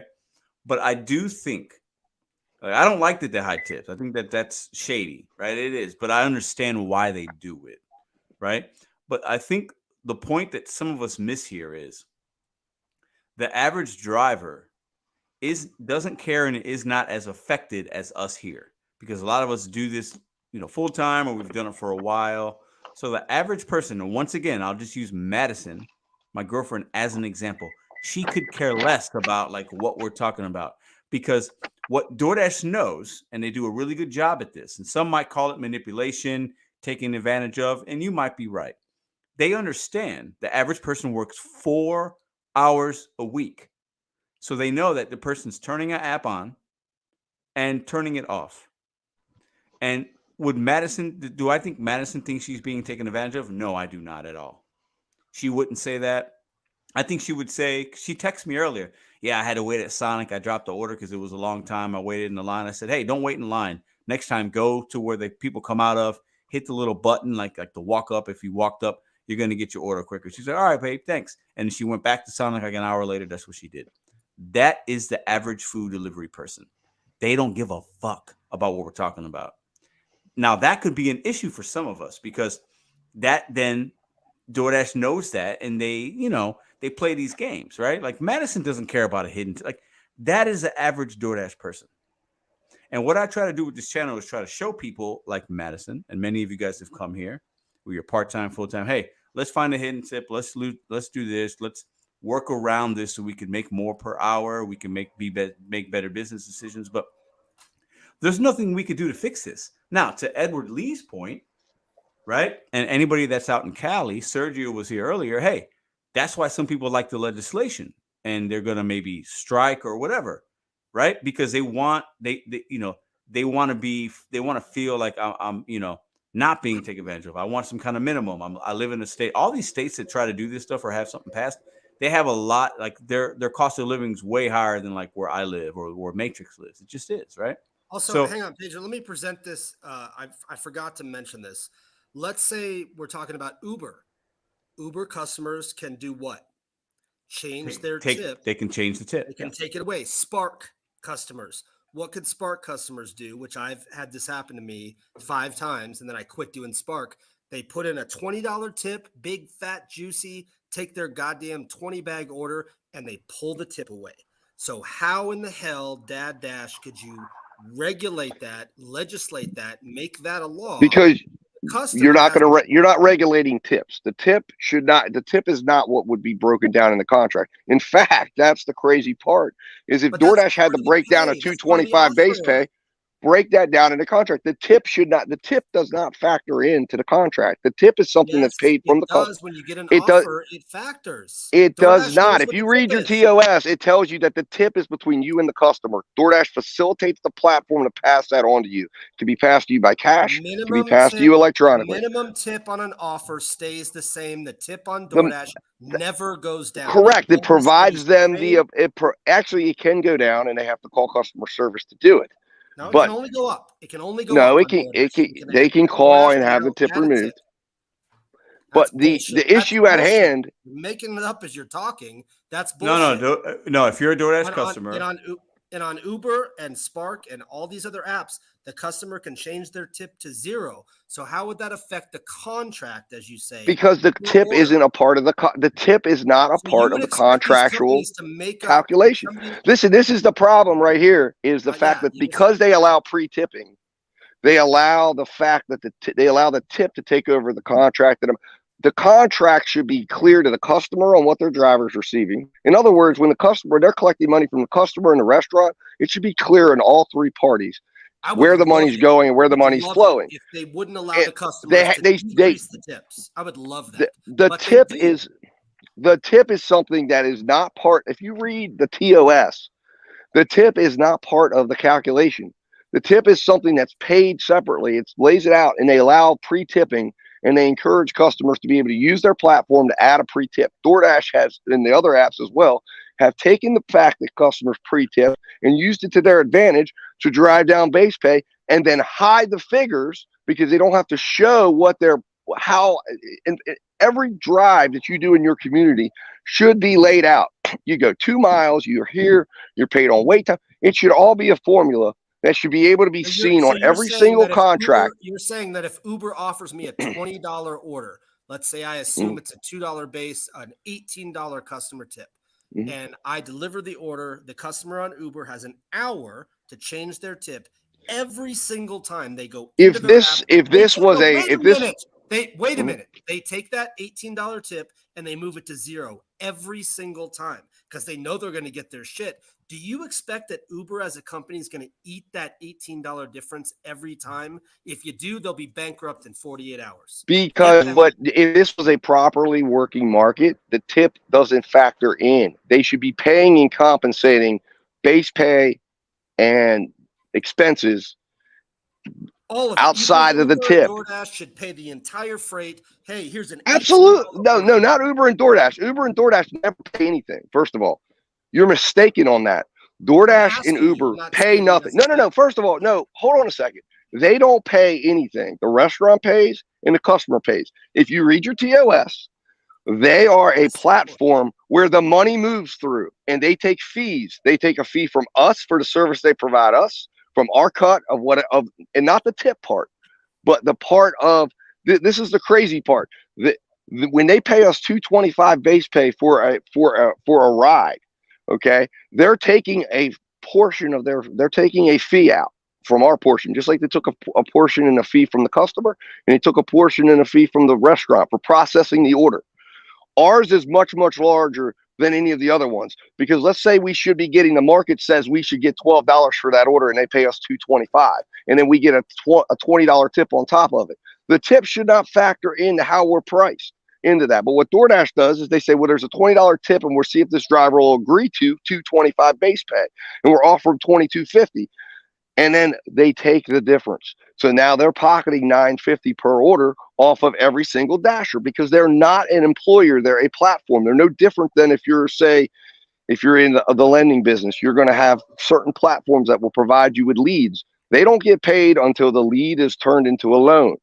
And then, but the difference is when they work out their agreement with that lending company, they get it's all laid out in clear terms. You're getting $15 to $5 in the United States of America for the entirety of the history of America has been based on a customer's perception of what they want to give. Do I want to give $1 or $3 or $5 or $8 or $15? It's the customer giving the service provider person, whether it's a nail technician, a Domino's driver, a guy cutting your pets, your dog's hair, whatever. It's a tip from a consumer to a service provider. How in the hell would a company or the government ever regulate that to change it to go up? They don't need to. The only thing they need to regulate in this whole process is when you look at an order and you realize DoorDash gets anywhere from 15 to 40% from the merchant. They're collecting a fee or a certain, regardless of whether they're on a Dash Pass or not. They're collecting a service fee, plus they get their Dash Pass money. The money's coming from all of those, places. The tip is not that's not where anything. The tip is not part of that. It's a a delivery driver, their pay is not the tip. Again, just like you said, that is something that the pay is worked out for the delivery. Normally, traditionally, it would be worked out from you'd be at the restaurant working for the restaurateur who would be giving you something you'd be working it out however you do, whether you're paid an hour, an hourly rate, expenses, gas, whatever it is, just like Domino's does. And then they go to the customer and the customer gives a tip. The difference is in this instance is DoorDash is keeping the money that was intended for the driver. And they're doing it because they're not having to. They're not doing Yes, that. they are. They absolutely are. They're moving the money around. Yes, they are. Yes, they are. No, they're they not. Absolutely 100% are. Face to face, I've thanked customers. I'm not talking about keeping tip money. What are you talking? You're not seeing the money that they're keeping. The money that's being kept is behind the scenes. I'm asking Karen, thank you for the $10 tip. Or yes, I'm not saying they're not keeping tips. I always tip my drivers $10. They're not keeping. What are you? $10, DoorDash. I'm not saying they're keeping tips. They are not keeping. They are not keeping tips. That's not what I'm saying. Where they're keeping the money is because the tip should be a separate entity to your pay. So but what DoorDash has achieved is you see tip and base pay as one and the same. Cash tip. No, what they're doing, the way they're keeping the pay is because they're not having to show you, and they're not having to keep to their own base pay calculations. They don't have a formula for base pay. Grubhub has a formula for their base pay. They used to show it. Now it's kind of all merged together. It's $2 or $2.50. No, but they also have mileage and time. They used to have it all laid out, and when you would see it, doesn't get picked up. But the bottom line is that the place where they're playing with the money is they're not being consistent with the base pay. In other words, if you have a 12-mile order, you have a 12-mile order with a 10-minute wait time. The base pay should be the same every time that happens. Flat out across the board. I think it should be across the board, and that should be that. And then you should get your tip on top of that. And the tip, that's how it should be. But it's not. And what DoorDash is doing is they're taking advantage of that. They're paying you $2.25, and they're taking the rest of that. That's how they're taking it. They're not taking tip money. If a customer tipped me $15, I'm getting $15 plus $2.50 base on that order. I do it all day long. And I know my good tipping customers. But this is the problem you don't realize. This is the problem. I say, hey, thanks for being a good tipper. They're like, hey, man, you're out there grinding, doing your shit. I'm like, did you tip me $15? That's amazing. They're like, yeah, man. I get a verbal confirmation from the customer that they're tipping the amount they're tipping. It's not. I'm not correct. I'm not saying that DoorDash isn't stealing tips from that are being put into the system. They're taking the base pay, but they're not taking tips. They're passing the tips on, yes. But what they're doing is they're not paying out proper base pay for the orders, again, as it should be. It should be consistent across the board. 90% of my orders. What do you mean? They're not taking any base pay away from me. I can tell you right now, yes, I can show you base pays of $2.50 and $3.50 for 10 plus a mile, where you're supposed to be getting more. And then I could show you other 10, 12, 15 mile ones that are paying me $6, $7, $8, $9, and $10. The question is, Dash, it's because nobody picked that order up. But that's not again. But that's not the way. There's where they're taking and moving the money around. That order should be priced the same way. The moment it comes into the system and they calculate that it's 9 miles, and then of course, wait time would have to be calculated in real time. But the 9 miles, whether it's Dasher A or Dasher B, those 9 miles should be paid the same to every single time. Maybe, but if an order is not maybe. That's how it's supposed to be. That's what DoorDash says in there. That's what DoorDash refers in their terms of service to their payment structure, which they do not follow. And that is an issue. And that is a big issue. To show favoritism towards Dashers. Correct. And they do that. The report program is a violation of their own terms of service. All right, let me. Can I take the show back for a minute? Take the show back. Listen. Pedro, just back me up. DoorDash will raise a base pay if an order's sitting and sitting and sitting, and nobody's picking up that Taco Bell order. DoorDash will raise the base pay. I took an order the other day. The base pay on it was $9. I'm not saying they don't do that. Hang on. Yes, but that's the bag was cold. I looked at the time on the ticket. It had been sitting there for an hour and a half. The tip on it was $1. I didn't sniff that out, but the base pay was $9 because it had been sitting there for 2 hours. So, your case, in your point, DoorDash, there's 3 prongs to what DoorDash says base pay is going to be paid. That they're going to pay you for your time. The time that the order's sitting there. No. There's 3 pieces that go into the DoorDash says there's 3 pieces that go into figuring out base pay: time, miles, and desirability. The problem is if we can't see the breakdown, we should be entitled to see when that order is paid out. What was the time? What was the miles, and then whatever their desirability. We don't see that. And they don't show that to us, and that's a problem. And the issue, what you're talking about, is the desirability. But there's 2 other pieces that are supposed to figure in. And if you're going to tell me that you have a $2.50 order that is paid out for going 11 miles, but it has a $25 tip on it, and you're going to say, okay, we paid you out for that, and then you're going to have another order over here that's paid $6. They didn't compensate for the miles on that. What are they paying by mile? We have a right, but my point is we have a right as the business working for that contract and agreed to that contract to understand what is our miles that we're being paid per order. What is our time? What are we being compensated per time? And it should be consistent across the board. The miles and that is the issue. Are not in any terms of service that we. It is. It's in the pay. Go look up right now on the website, and you will see miles per order. It is there. It is so. It is in there. It is. Yes, it is because it refers back. All right. It refers you back to the pay agreement. There's not a miles agreement or a time agreement. It absolutely. You're incorrect. It refers you back to their pay, and it tells you they can change that at any time with notice without having to change terms of service. Hold on. I gotta mute people for a second. Listen. I love the fiery talk. I like it, but we can't on this channel talk over each other so much. But listen. I said in the beginning of the show, I told you I was in a good mood, right? Right? This is, it's good, but we're talking about base pay. We're talking about this. We're talking about that. It's not, listen, Judge Dre has an opinion. Matrix, Dad Dash. We got No Giggity No Clout. We got Edward Lee. He's out in Cali. We got a Gig Mom, and we got Mr.BetonYou. We all have different ways of working these apps, guys. We all have different opinions. These things are good, right? But I think, this is my opinion, and I've said this in thousands of videos. I have like 2.2 million videos on YouTube. It's stupid. I make a video every day, right? DoorDash knows that regardless of what they do, we're still going to go out the next day, turn on the app, right? My whole channel about that. Oh no, they know that. No, they know. They absolutely know that. Because everything some people have to. Because think about this. The average person that goes out to do DoorDash, guys, they're doing it out of necessity, or they're doing it because they want to like extra side money. We're not doing this because we love to do DoorDash. Like nobody goes to the we're doing it because it's so much fun. Yeah, nobody wants to deliver McDonald's, guys. Come on, let's not kid ourselves. Okay, I have no problem doing it. I ain't gonna lie. In the beginning, I loved it. I'm not even gonna lie. I loved it. Nobody loves doing no. I'm not going. No, bro. I'm totally. I will totally lie. I'm not even going to totally lie. Remember, I work on houses for a living, and I love it. Making over $30+ an hour. Loved it.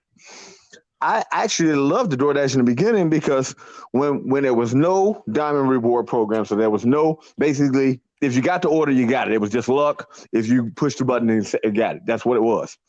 Once they started the stuff, that's what it is. And then that's when it came from. You're showing the favoritism. You're not going to give. So now you're going to fuck certain dashes and that. You can't do that. And that's the problem. That's a violation of their terms of services. And I said, once they went to that, because I'm not going to lie, then the customers had a fighting chance. And I totally agree. Like if there was no diamond reward programs and all the orders just came randomly like they were doing 8 months ago, I would have no fucking leg to stand on. They would be able to shut me up. I wouldn't be able to say nothing. I would have no leg to stand on. But once you manipulate people and then you put people behind the 8 ball because they didn't take a bad order, or you give people special treatment because they did get fucked, I mean, then you're sitting there and you're playing with a slippery slope. And you don't realize that anybody in law will tell you that this company is just open up the door for lawsuits galore. Anybody that's a good lawyer, you should be trying in every city to sue this company because they are violating the terms themselves and they're manipulating people. Trust me, in a court of public opinion, they will lose all the time. They haven't violated any terms of. You're cutting out. You're cutting out, Matrix. Your terms of service agreement that you signed, they haven't violated one bit of it. And you won't reread So it. you can't show favoritism towards the dashers. But hold on, let me say this. I do Instacart too, right, guys? I've been back doing Instacart. Instacart has a tier program. They have gold, diamond, platinum. The more that you take, the better orders you get. Like we have to stop thinking DoorDash is the only one. Uber did this. If you didn't accept things, they wouldn't show you the full information. They test certain things out. Like we act like DoorDash is the only one that is doing these things. Uber has, you know what I'm saying? Like the only reason why we're talking about DoorDash, Pedro, is because unfortunately your channel is talking about. Like you said, talk about what Uber sure. did bad. We'd be talking about Uber now. Sure, no, but no. What I'm saying is, what? We can't just put like it's all of them, right? You're a DoorDash level, show, right? So that's what we're talking about. DoorDash. It's not that we just picking on them. Would you right? All right. Well, when you do the Uber show, we'll talk about them.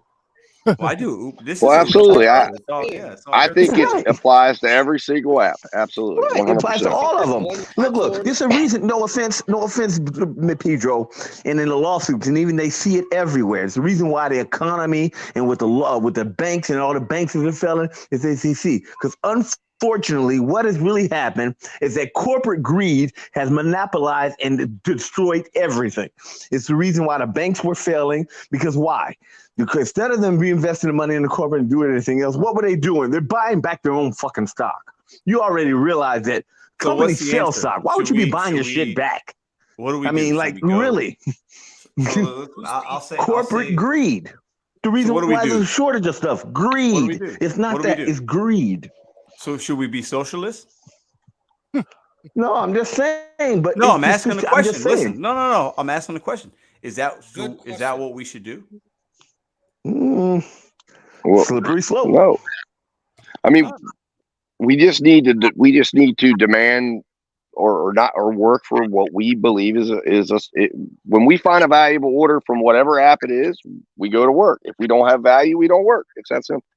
And if you're not making money, you go out of business. And again, that's it. I mean, it's if you're going, this is a choice every Dasher makes to be part of this, or Dash or Grubhub or whatever you want to call it.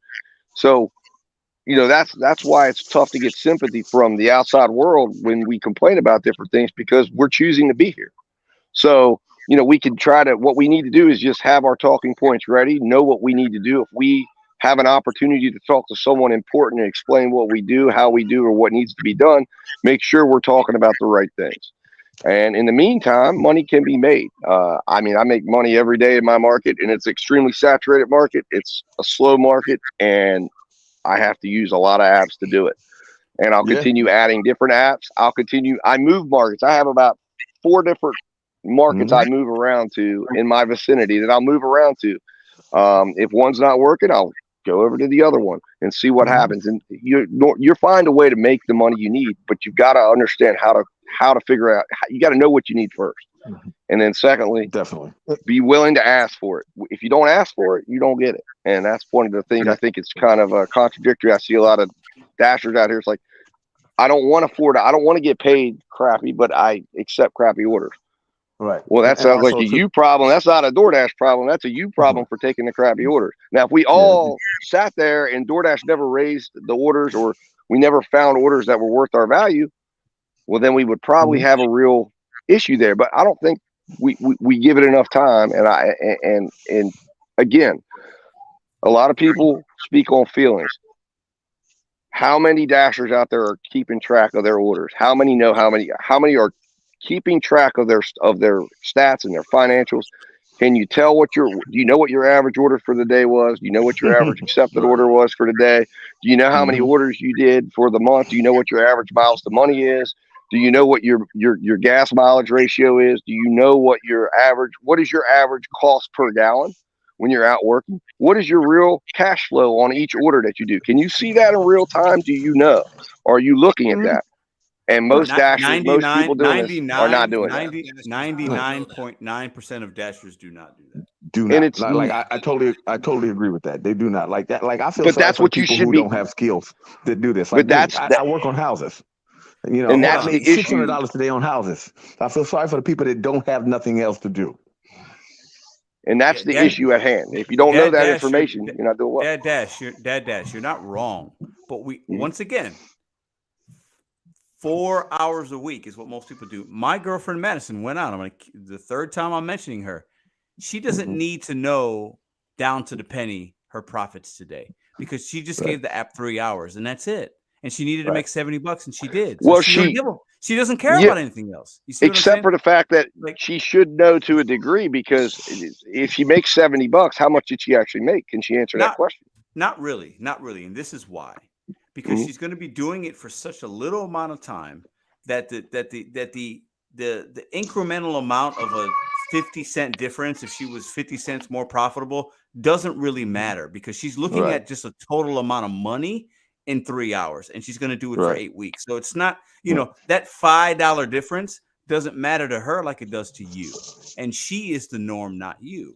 And that's the issue. Is we're fighting, we're trying to come up with solutions that only work for 3% of the DoorDash drivers, and that's never going to work. And DoorDash knows that. They're making an app for 97% of drivers, and it's working for 97% of drivers, because they're working the gig apps for a month or two. No, I think it is. I don't know. Because if it wasn't, people wouldn't keep signing up and doing it and telling a friend. Most people that talk about DoorDash, guys, are not talking about it like we are.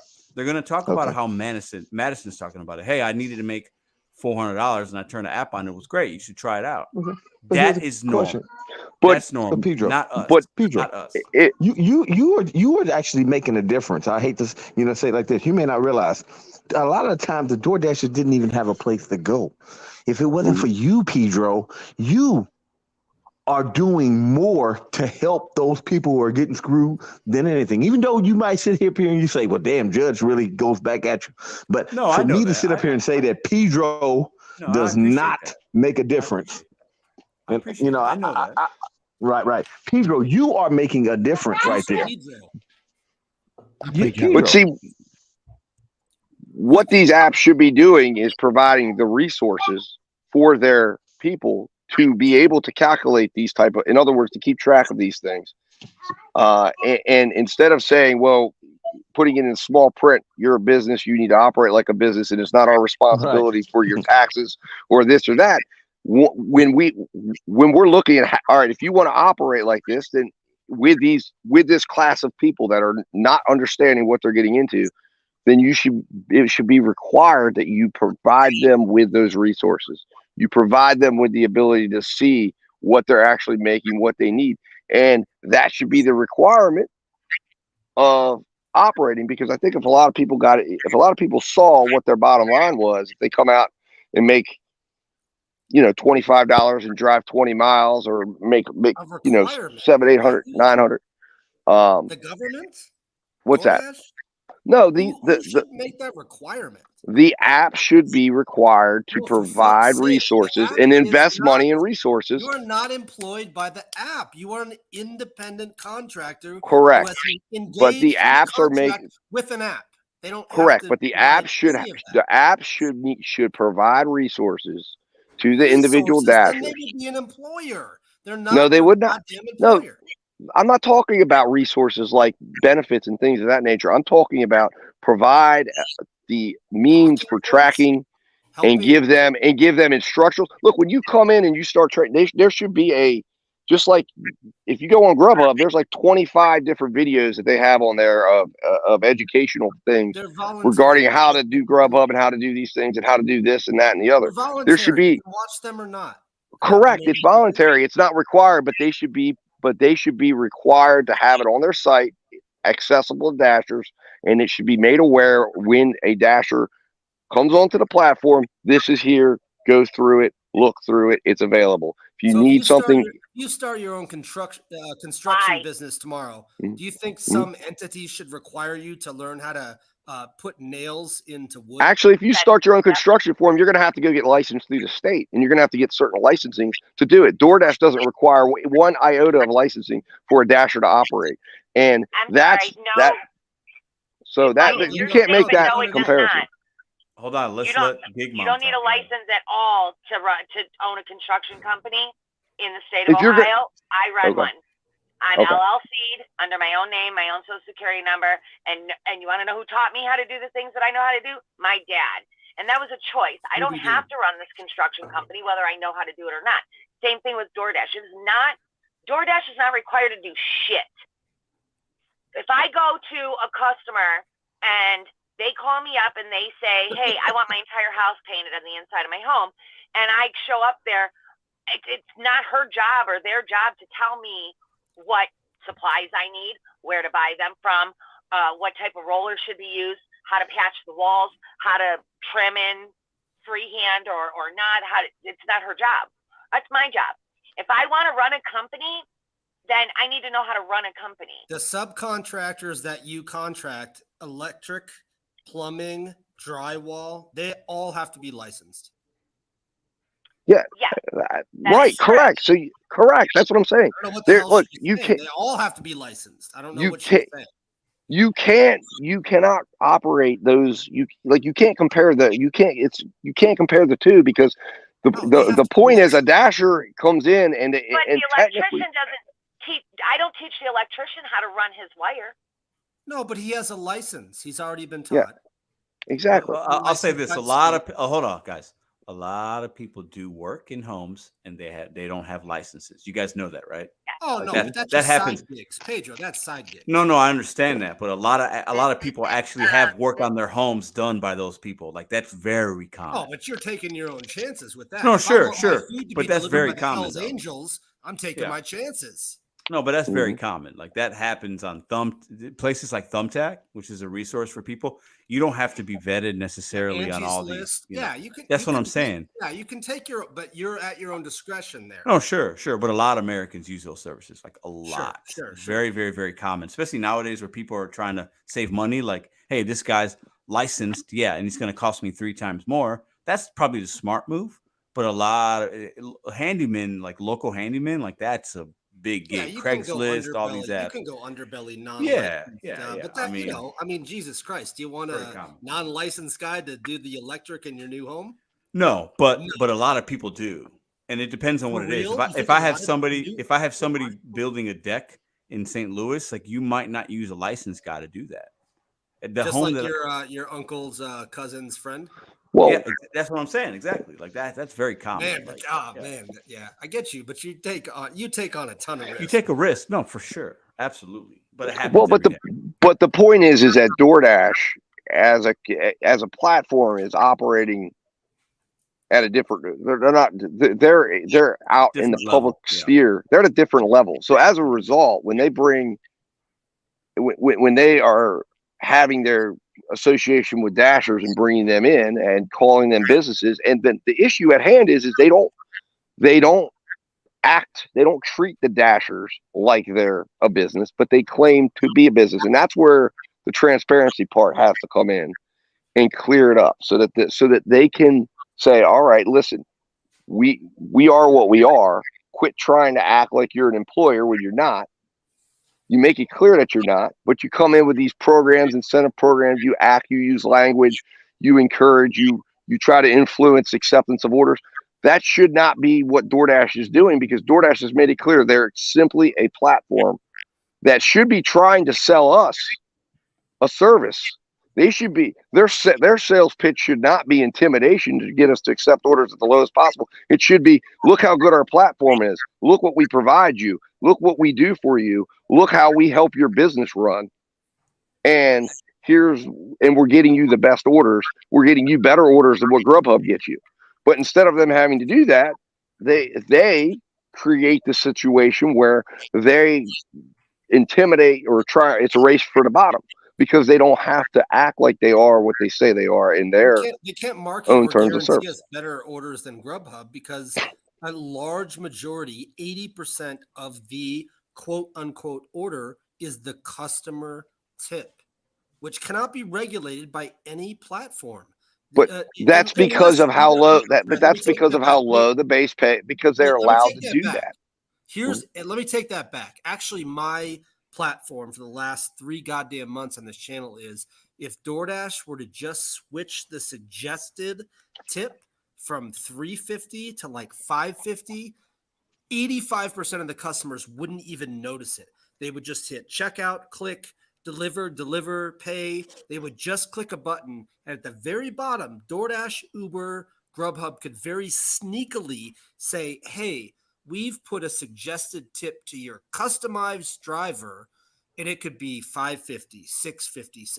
They could change that, and it's my belief that DoorDash would get almost every single one of their orders delivered if they just simply filled in, and now the customer could rightfully go in and back out the tip.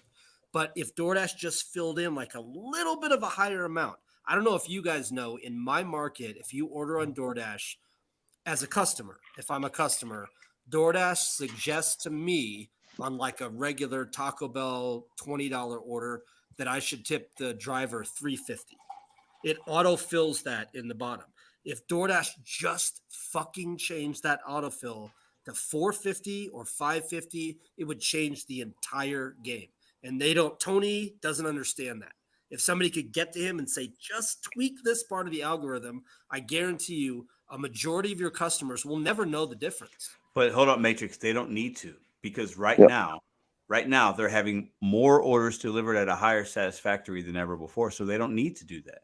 Correct. And they don't, and the issue is they want people to continue to order and feel like they got better value as a consumer base. So yeah, while most people, I think 85% is probably pretty accurate, would just say, yeah, I don't care, $3.55, I still want my food. There are still 15% of people that'll be like, nah, that's too much. I'm not gonna do it. I'm gonna back out and not order, or I'll check out Uber Eats, or maybe I'll check out Grubhub. So like Pedro, I still show up to restaurants every single day, and I look at a bag on the counter, and it's been sitting there for 2 hours. I feel the bag; it's ice cold. Oh yeah, sure. I know, I get it, but that's not normal. That's not the average order is not sitting there for 2 hours. That's very extreme. No tip orders are in my market. I see them sitting up in there. yours maybe, but I don't think that's normal in most, especially with the diamond program. So you don't think if DoorDash just filled in that tip, or even filled in the base, to just that they would get every single delivered? If they followed their 3 Ds, desirability, distance, and the third D is basically on time, or how long it's going to take them.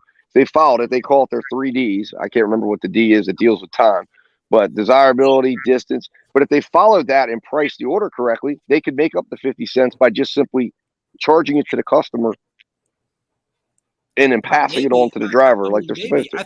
I think why couldn't we just do that? Like, why could, but DoorDash instead would take, would say, well, all right, we're going to, by making it more tip based, in other words, by trying to get driver compensation be 80% tip, it puts the driver's pay into that variability factor, whereas it should just be set and figured in. And DoorDash should just say, okay, well, your house is X amount of time away. Here it is. But DoorDash is already doing that in a sense. But what they're doing is they're keeping the money and they're trying to drive it down. And they look at it as, well, they're trying to have as much money that they can keep in the fee side as they can, and they're not worried about the tips. But the DoorDash already has a default tip. That right, but they don't want that money. 90% of the customers skip right by that. They don't even know that they're tipping $3.50. In my market, the default tip is $3.50. If DoorDash just simply went into that algorithm and changed it to even $4, they won't. They won't though. They don't need to. But Pedro, 85% of the customers would never notice. Yeah, They'd never maybe, but they dispute don't. their Visa bill. They would never notice. But drivers would be. You know how more apt I am, Pedro, to delivering a $6.50 order than I am a $5.50 order, even if it's a mile. That's you. DoorDash knows, once again, most people work 4 hours a week. That's it, right? We're battling against one another as full timers and what we would do, but like most drivers don't care about that, and that's the issue. And that's I do want to say this. I want to give no Giggity No Clout. I want to go to Edward Lee and Gig Mom. I want to give some final thoughts here. A lot's been unpacked in this live. There's been some good back and forth. A lot's happened. Good opinions. I want to go start with no Giggity No Clout first. Give me. I don't want you to write it down and put it up on the screen like you did the last couple times. Give me some actual words. Go ahead. I don't think me or DoorDash got enough time. This is bullshit. You guys did not get enough time. I need to hear from you. No Giggity No Clout. Go ahead. You go. I'm just here so I don't get fined. No, I just said I'm just here so I don't get fined. But Marshawn Lynch. But no, I mean everybody had some good points. I think it was a really good live. So, like I said, I was here to I'm here every week to just learn. So I'm growing. Okay, so because you said that and you said that twice now, give me one thing that you learned today. I used to tell my oldest daughter this. What'd you learn at school today? Give me one thing you learned today. What'd you learn today? Well, there's a lot of rambling on. It's a lot to take in, and everybody in the chat said the same thing. It wasn't just me. But no, the thing is that when we started off the conversation, we started out with Prop 22 with Edward and everything else, and then we went clear to a whole nother, dimension of the conversation. So you learned that you can come to Pedro Dora Santiago and you're going to start with one thing and end with another. Of course. I love that. Great. I appreciate the honesty. I mean, like I said, it's not only are you here to, to get knowledge, but you're here to get entertainment as well. Listen, I try. This is a catch-all for all many for different things, right? So if you want just information, go to your driver, Mike. He could talk to you and now. Yeah, he's just gonna end straight. He's just straight get you information, zero entertainment value. If you want a little bit of everything, you just come here. So it's good. Edward Lee, you go next. All right, so I do believe that we are in a hybrid model of W-2 and independent contractors, and if we were true independent contractors, we could all agree that full transparency it'd be either that's we need that, right? We need that. No more hiding tips. I agree. Yeah. Yeah. There's and honestly, not to poke anything into your argument about Madison working 4 hours a week. Mm-hmm. I think that's completely irrelevant. If you work 4 hours a day or week or 80 hours a week, that maybe some of us do, it doesn't matter to me. We should all have some kind of safety net. We should all have some kind of guaranteed minimum because we are using our cars, our time, our gas, and we are worth more than $2-3 orders. And people will take them, being ignorant or not. People will take them, and I have empathy because I was in California before Prop 22, and I shit you not, I doing Lyft and Uber in LA, doing LAX runs, sitting in the queue for 30 minutes, going through the LAX airport for 40 minutes, and then to find out that I'm taking a passenger 2 miles for $6 and I wasted an hour of my time. No, that's not cool crazy. At all, man. Yeah, that's crazy. Yeah. We do all have a guaranteed minimum. It's the offer that DoorDash sends us. That's the guaranteed minimum every single time. you know what, Matrix? Maybe you're right. Maybe you're not right. But the fact that you I said have you to, think we that should all I have a had to. guaranteed minimum. Hold on. Let Edward finish. Go ahead. Go ahead. For all those people, all those Lyft drivers and Uber drivers who do airport runs that I used to do a lot in LAX, I don't know how you do it, and God bless you. But to go through LAX or some kind of similar airport, maybe in Chicago or New York, and find out that you wasted an hour of your fucking time to make $7. That's not right, man. That's fucking illegal. That should be. That's modern day slavery, in my opinion. Well, I'm not sure and if that's that's right why, to say that, but and I think that's why you guys have what you have, right? Right? 100% agree, Pedro. 100% agree, man. Yeah. I mean, sometimes. Okay, look, Pedro. For me personally, in California, I know we get the Prop 22. I do not take $3 to $4 orders to milk the clock. Mm-hmm. I took an order the other day. The offer showed $7 for 5 miles. In my market, DoorDash will show you $1 per mile as the base, 100%. 12 miles, $12. That's no tip. Mm-hmm. When I delivered that fucking Chipotle order for $7 for 5 miles, man, my blood was boiling, Pedro. I'm with you, man. I can't take no tip orders. I do not touch those. I don't care if I'm guaranteed. I'm not milking that Prop 22 money. It's not worth my time. I stress. Can you milk the clock with Prop 22? Oh my God, dude. Okay. Yeah, big time. I'm asking. I'm serious. I never thought of that. You can. Matrix, check this out, bro. I took a double Uber and Uber Eats and DoorDash, right?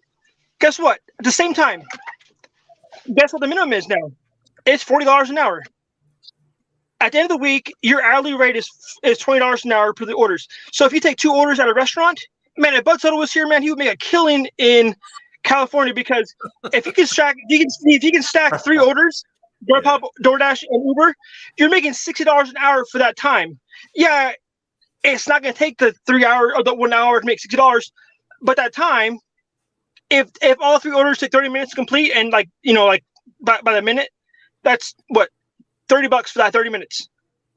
You can make some really good money in a market with lots of orders, but I'm choosy. I do mostly Spark now. DoorDash is kind of like my filler app. If I'm doing a shop and deliver at Spark and a DoorDash pops up in the same direction, I'll take that.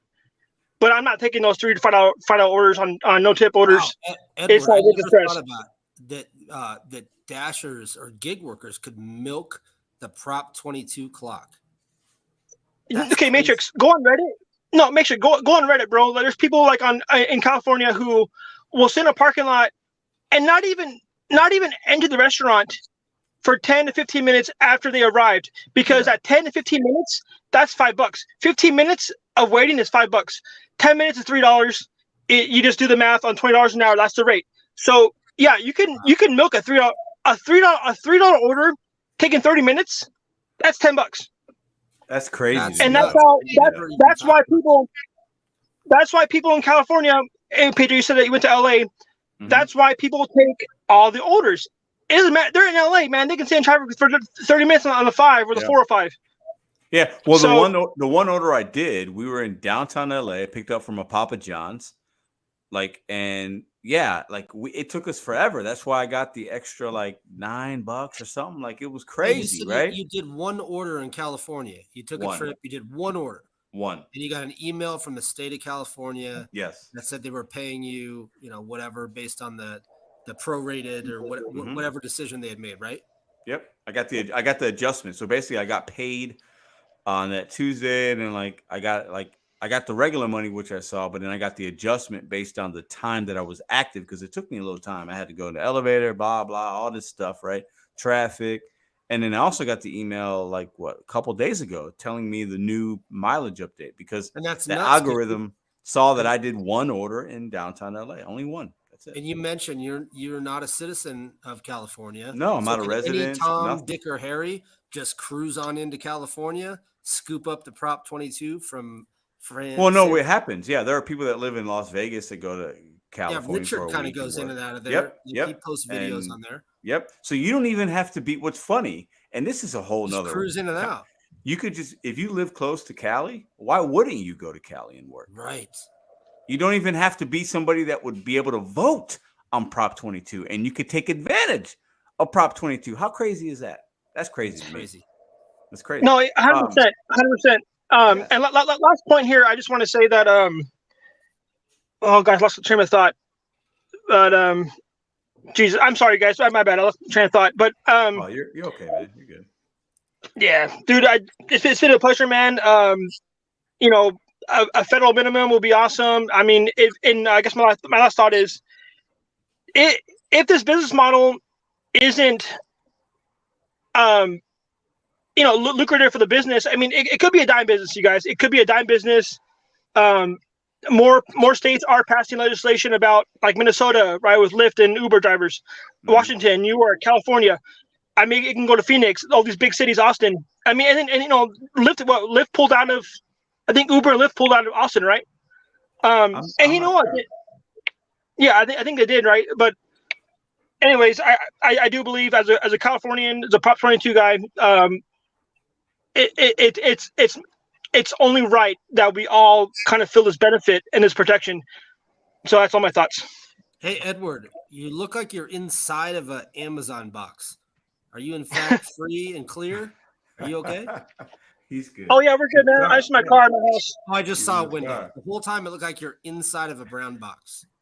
Oh, your headlights. Appreciate it, I want to say this, Edward. Appreciate you, man, for being in here Marcus and being patient. I appreciate you for sharing your perspective in the state that we were talking about tonight and what just happened, and I appreciate that, man. I want to get to Matrix. Go ahead, man. You got 30 seconds. Give me your elevator pitch. We're leaving the elevator. Give me your final thoughts of tonight.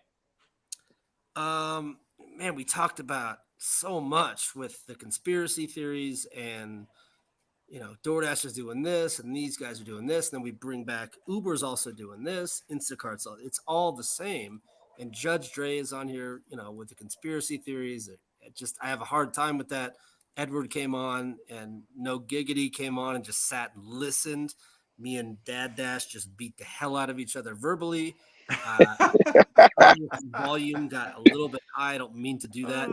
Pedro has a good show, and sometimes I could hear myself elevating my volume. I apologize to the audience. That was annoying. No, man. Listen, don't apologize. I think when we have people talking and whatever. Listen, we're all men here, women here. We're adults. Like it's okay.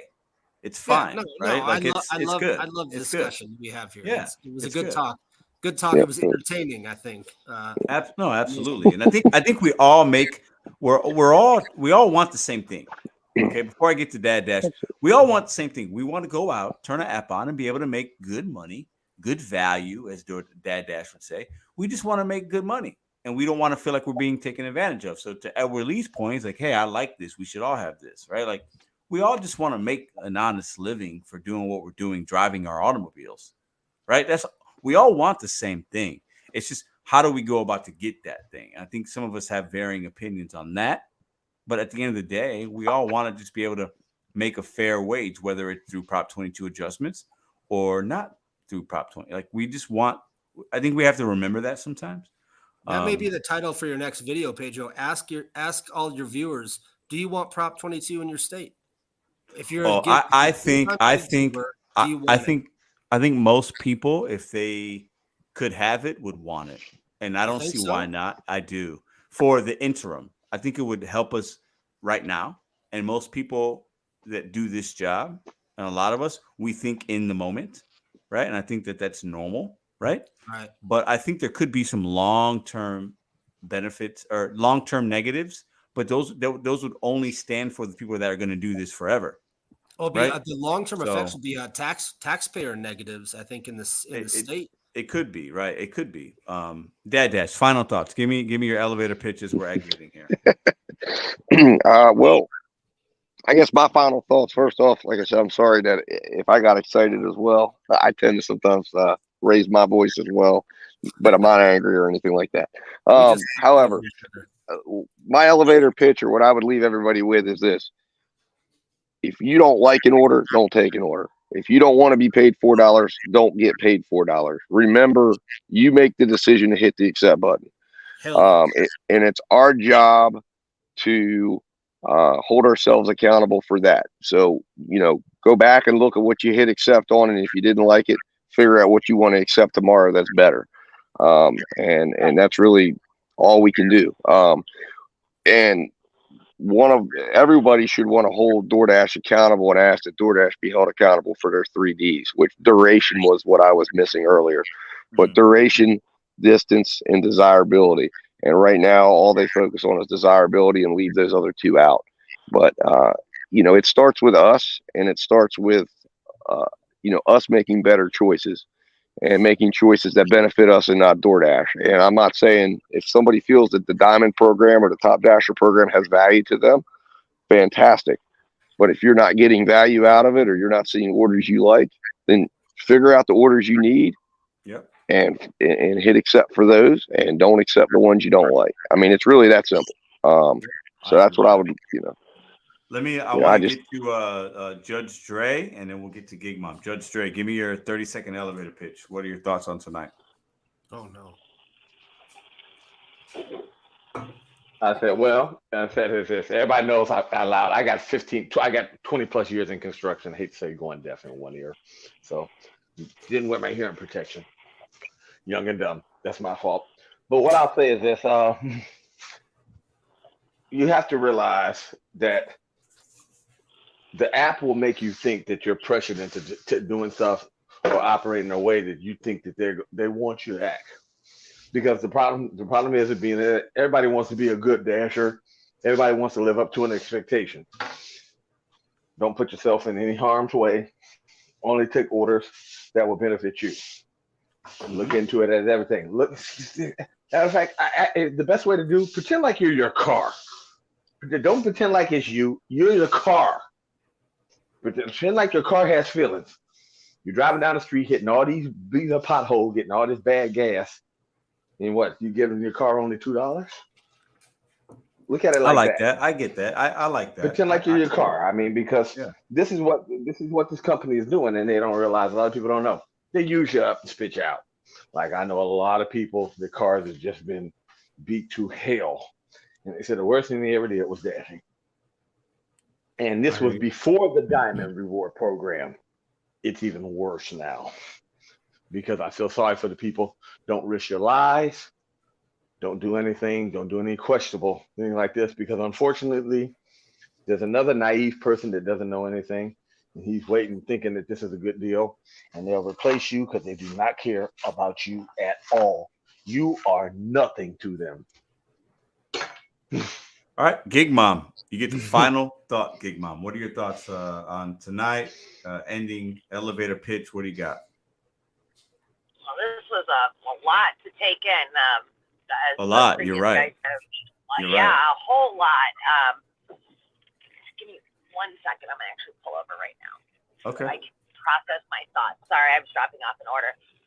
Okay, so we started out with, the government being involved and this, what do you call it, 22, which I gave my opinion on. I just don't think that it should be involved. But and I see your point, Pedro, on how in the long term it could be a bad thing. Maybe that's just my opinion. I don't know. I'm not an economist, but it's just it's hard to say. The more I was thinking about that, though, I think that you are right. The thought process and as it was going on. DoorDash is always going to do, and Uber and Lyft and all of them, they're always going to do what's best for them. And as is any, W-2 job, the company looks out for the company. I believe that, if you're running a company, you keep your employees happy, you'll have better productivity and a better bottom line. But we're not employees. We're expandable. And because we have such a, what's the word I'm looking for? Low, you don't need much skill. Entry level to get in very, very easy. Right. You don't need a college education. You don't, you can be a felon. You can be somebody said a drug addict. They don't do much to, you need very little. A driver's license, basically. And so we're very expandable. They can get rid of us and bring on somebody else in a heartbeat. And it's not a big deal. But I think with anything that we do in our lives, we have to remember that to be humble. Nobody promised us anything in this world. We came into this world naked. We're going out of this world the same way. What we make is what we make for ourselves in the time that we're here. So just like the company's looking out for themselves, I think we need to look out for ourselves. Do what's best for you and yours. You know, if this is something that you're going to choose to do short time, long time, 4 hours a week, 40 hours a week, 80 hours a week, it doesn't matter. Do for you. You know, so many times I see people get so wrapped up in things that really aren't important. They're not important. We need to remember that, you know, we're not promised tomorrow. Live in the moment. Pedro, one of the reasons I watched your show and became a member and because of your attitude, your positive outlook on life. I spent too much time being negative. I was raised by negative people, and that's just how I thought the world was supposed to be. It took me a long time to realize that you make your own happiness. So that's what we're here doing. It's a tough way to live when you think everything is bad, and things can be bad, but I refuse to do that. So listen, I appreciate all of y'all. I thought this was a very spirited conversation. I like how organically we go from here, we go to there. No Giggity No Clout just sitting there with his little signs. I love it. I think it's good. No, and I appreciate you guys giving me hours of your time on Sunday, and you're out working or you're chilling at home with the family. Very honored that you guys come on as panelists, and I appreciate you guys, and I look forward to the next conversation. You guys have a great rest of your night. Thank you very much. Pedro, I'd just like to say thank you for everything, because you have taught me everything in the past 3 years that I've needed to know to do and be where I'm at in this gig economy. Love it. So Love it. thank you very, very much. And everybody that comes on your show. So thank you, everybody. I appreciate all your help and knowledge. Peace. Awesome. Pedro, you're coming to Colorado. See you later. Yep. Coming to Colorado. Next week. Yeah, I'll be in Denver, Colorado, August 4th. Yeah, man, I got the website. I'm in Colorado Springs. I hope to make it up. Well, you know, you should make it up. I mean, you got 9 weeks, bro. You got to figure it out. I mean, come on. That's a skip, but I'm gonna try. I mean, listen, it's gonna be. Listen, I have the website up. Go check it out. Check out my community post. Click the link. Look and see what we have already, and I have more. I'm gonna add. I got something I'm gonna add this week that's gonna fucking blow y'all socks off. Trust me. So be on the lookout. Fireworks. I'm telling you, it's gonna be. Listen, this is gonna be good, and I'm very looking forward to it. So you guys have a good rest of the night. I'm gonna wrap up the show here. Thank you very much, Edward. No Giggity No Clout, Matrix, Judge Dre. Always good to have you on. Good show. I mean, you know, that's what we do here. That's why I call it the best live show around. I love doing this. You guys make the show. It's absolutely amazing. I liked it. I got to sit back and not talk a lot tonight. Because y'all know me, I talk like a motherfucker. I like to talk. It is what it is, right? But I liked that I was able to allow the panelists to get their thoughts out, and I sat back a little bit. It was fantastic. I loved it. For those of you that weren't in the beginning, I'm gonna put up the website again for you guys if I can, because you guys know my technology isn't great. But I want to show you what we have so far, and I think I can do that. Let me see. Hold on. Let me see. Yeah, there it is. Okay, hold on 1 second, because I want you guys to go check it out. Okay, even if there it is, right there. Boom. Love it. Got it. Boom, boom, boom. Okay, there it is. Okay. So you guys should be seeing this right now. Let me go up to the top. Hold on 1 second.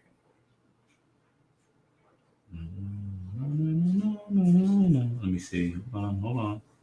We're after hours, so it might not be streamlined. There we go. GigCon. Okay. So if I click on that, does it show you the whole thing? It does. Look at your boy clicking buttons like I know what I'm doing, but I do not. So let's go up here again. So this is Denver, August 4th. Okay. Go into my community tab, click the link, check out what we have so far. More things to come. More things will be added. Big shout out to my man, Jaywalk Sam, for putting this website together. I'm going to go through and show you guys a couple things. Let me see. All right. So we got that right there. I'm going to be transparent. Listen, August 4th. It's a Friday, hosted by me. We have special guests. You'll see some of those. Some of them aren't even on the site yet that have said they're going to come up. We're going to live stream it. Sergio from the Show Me the Money Club, the rideshare guy, is going to do a live there. I'll have a live. Other content creators will probably go live. Like that's what we did last year. It was great. The low cost there is because we're going to be having tickets, not expensive tickets, cheap tickets. But this event costs money to do. Sponsors or no sponsors, it costs money. I spent a lot of time on this event, guys. I spent a lot of time this week. Wednesday, I didn't work at all, which is fine. When you don't work, you don't make money, but a lot of time and effort goes into this. So last year's event was free. People ate for free. They drank for free, free T-shirts, free swag bags. You're going to get all that stuff as well, but we're going to have some tickets. It is what it is. And I think most of you guys, when you see this, you're going to see that the price is like nothing. Okay. But that's the plan so far, right? Scroll down a little bit. Solo is going to be one of the sponsors. Your special guests so far. We have Gary Middleton Technologies, the Driven Dad, Van. He's out in Denver. Holly, Red from Gig Wars. Hannibal is Hungry. Steve Rideshare Rodeo. I have a few other people that aren't even on here yet. We're going to have an introductory kind of. So if you click on that, you see who's that guy? Who's that crazy looking dude? A level up speech. We got new driver workshop. Show Me the Money Club. They'll do a live podcast. We got Gary's apps. We got Van. I think you guys can see this. There we go. He's meet and greet with Van, Gig Wars creator. She has a app that you guys could challenge other gig workers with. Basically, it's an app where you go in, you could challenge people and you put in your earnings, and it's a good motivational way to kind of grind out your week. We have the Tesla experience with the Tony the Driven Dad. Take pictures in a Tesla. He's going to have people. We'll have a link where you can sign up for certain times because you can't just do this all day. You can go in and do a self-driving tutorial in his Tesla, which will be fun. The dumpling experience. We'll talk about how to sign up for dumpling. Holly, Savvy Shopper. And then we have, look at these guys. Who are these guys? Thanks from the team. These are my dudes. Happy birthday to Steve. That's my man Hannibal. That's that guy. That's me right there with the glasses. And then we have a little tickets tab. So this is where you want to go in. Okay. Put in your name, put in your email. If you have questions, a message you want to, I get an email once you do that. Put all that information in and hit submit. And then we're going to have, we'll put you down as RSVP and we'll talk about how you can get a ticket. Really easy, guys. Super easy. More information to come. Just want to share that with you guys right now. And let me see if I can figure this out. There we go. All right. And then remove. Bam. Your boy's back. So listen, very honored and humbled that you guys come and watch this show every week. That's what we have going on August 4th. If you're in the Denver area, you should come to this. This is a gig event of the year. Everybody that came to the one we did last year in St. Louis had a great time. We had about 90 people show up. It was great. And these kind of conferences, just so you guys know, I put these together to celebrate one another. It's a way to collaborate. It's a way for me to put information out there for you guys, right? And last year, we actually put money in people's hands. I hired 7 workers. We hired a DJ, independent contractor. I hired 7 other independent contractors. It was a way to showcase being an independent contractor and putting people to work and celebrating what we do. It was fantastic. And this event will be better. Last year was outdoors. This year will be indoors. We're leveling it up a little bit, giving you a better experience, more value, and a place to connect. So I understand there's a cost involved with people because you're not going to work. You're going to come. It's a day and a half event, basically, because we'll meet up that Thursday night for anybody that comes in. And there's costs involved, right? But this is the beginning of something very big. So when I started this YouTube channel, I talked about the bet on you, set goals, one day at a time.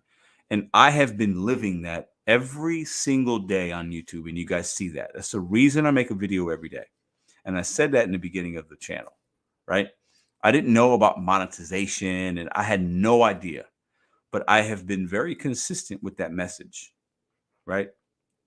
Doing it every single day. And now that the channel has become something that I never even imagined it would become, I enjoy it. And this using DoorDash and the gig economy as a stepping stone, as I call it, I show that every single day. So being a part of this is a third event now. So we did the one in person in St. Louis. We did the virtual con, which was fantastic. This is a third event that we're putting on. Every event's been good. We haven't had any issues with anything we've done. So I want you to trust that we're going to put on this third one and we're going to knock it out the park again. We're going to give you good value. You're going to be entertained. You're going to learn something. You're going to have a good time. So if you could make it out, I'd love to meet you. Love to shake your hand, all that good stuff. So just know that that's coming, and I'm working really hard to do that. And I want to say this, because y'all know I held zero punches. If anybody wants to come to this event and purchasing a ticket, either it's $1, $5, $10, $15, whatever the amount is, if you think it's going to be a $50 or $100 ticket, no, you're wrong. Okay. If you have an issue with that site I just told you, where you can put your name, your email, and put a message, I'll get that message. If you have a question, I'll see it and I'll answer that question. If anybody wants to come to this event and you're a channel member, you're free. If you want to come to this event and you want to use your fuel to drive and you're just close enough, but if you message me and say, Pedro, I can't afford to pay you a ticket of whatever the valuation is, but I really want to come, you get a free ticket. Okay. This is an inclusive thing. All right. Anybody that wants to come to this event will and can come to this GigCon Denver 2023. Okay. Anybody. And I say that and I mean that. All right. So anybody that has an issue that, oh, you're going to charge, email me personally and I will respond and we can have a conversation. All right. A lot of people like to have an opinion on something that they know nothing about. The time and the effort it puts to put these things together, the money that I'm not making when I decide to do these events is a lot of money. Okay, I can go out and make money I could have made $200 on Wednesday. Instead, I sat home and I got to figure these things out. I got to make phone calls. I got to do this thing. It's going to cost me money to fly my family out or drive to Colorado. It's going to cost me money to get a hotel room. It's going to cost me money to put on an event. Okay. And if anybody thinks they can do it better than me, I'm waiting to see somebody do it. Nobody's done this event like we have done. Nobody. Okay. So all the negative people that are like, this is stupid. I appreciate you. I love you. I have nothing but love for you. 100%. Thank you for the comments. Thank you for the questions. Thank you for talking about this event, because all you're doing is helping promote it. And you're making me feel like I want to put it on even bigger and better. And that's what we're going to do here. Because on Mr.BetonYou, Pedro DoorDash Santiago, we bet on ourselves. We set goals. We do it one day at a time like nobody else. We level up. All the things I talked about in the community post back in January, when I put a community post of things I want to accomplish, we've done almost everything. And we're not even in June yet. I appreciate all the love, all the support, all the people that doubt me. You are fueling a monster. And in a couple years, 10 years from now, when we have made a lot of people a lot of money, we've inspired a lot of people, we've motivated people, I will be able to look at you and ask you, where are you right now? And I bet you're probably in the same spot. I don't want you to be. And if you want to join this movement that we have going on, this positivity, come in the beginning stages of it. Okay. Because I'm still welcoming everybody. I have no hate. I have no whatever. I got no beefs with anybody. Like, it's all good. And the things that you're going to see in this conference will showcase that. And when I talk about leveling up and betting on you, we're living it every single day. So everybody else that might have a negative opinion about this conference and this and that, I feel sorry for you. But I still welcome you, and you could call me, you can email me, whatever you want to do, right? But it's more about you than it is about me. We're doing big things over here, and we show it every single day. Are you doing that? See you guys tomorrow.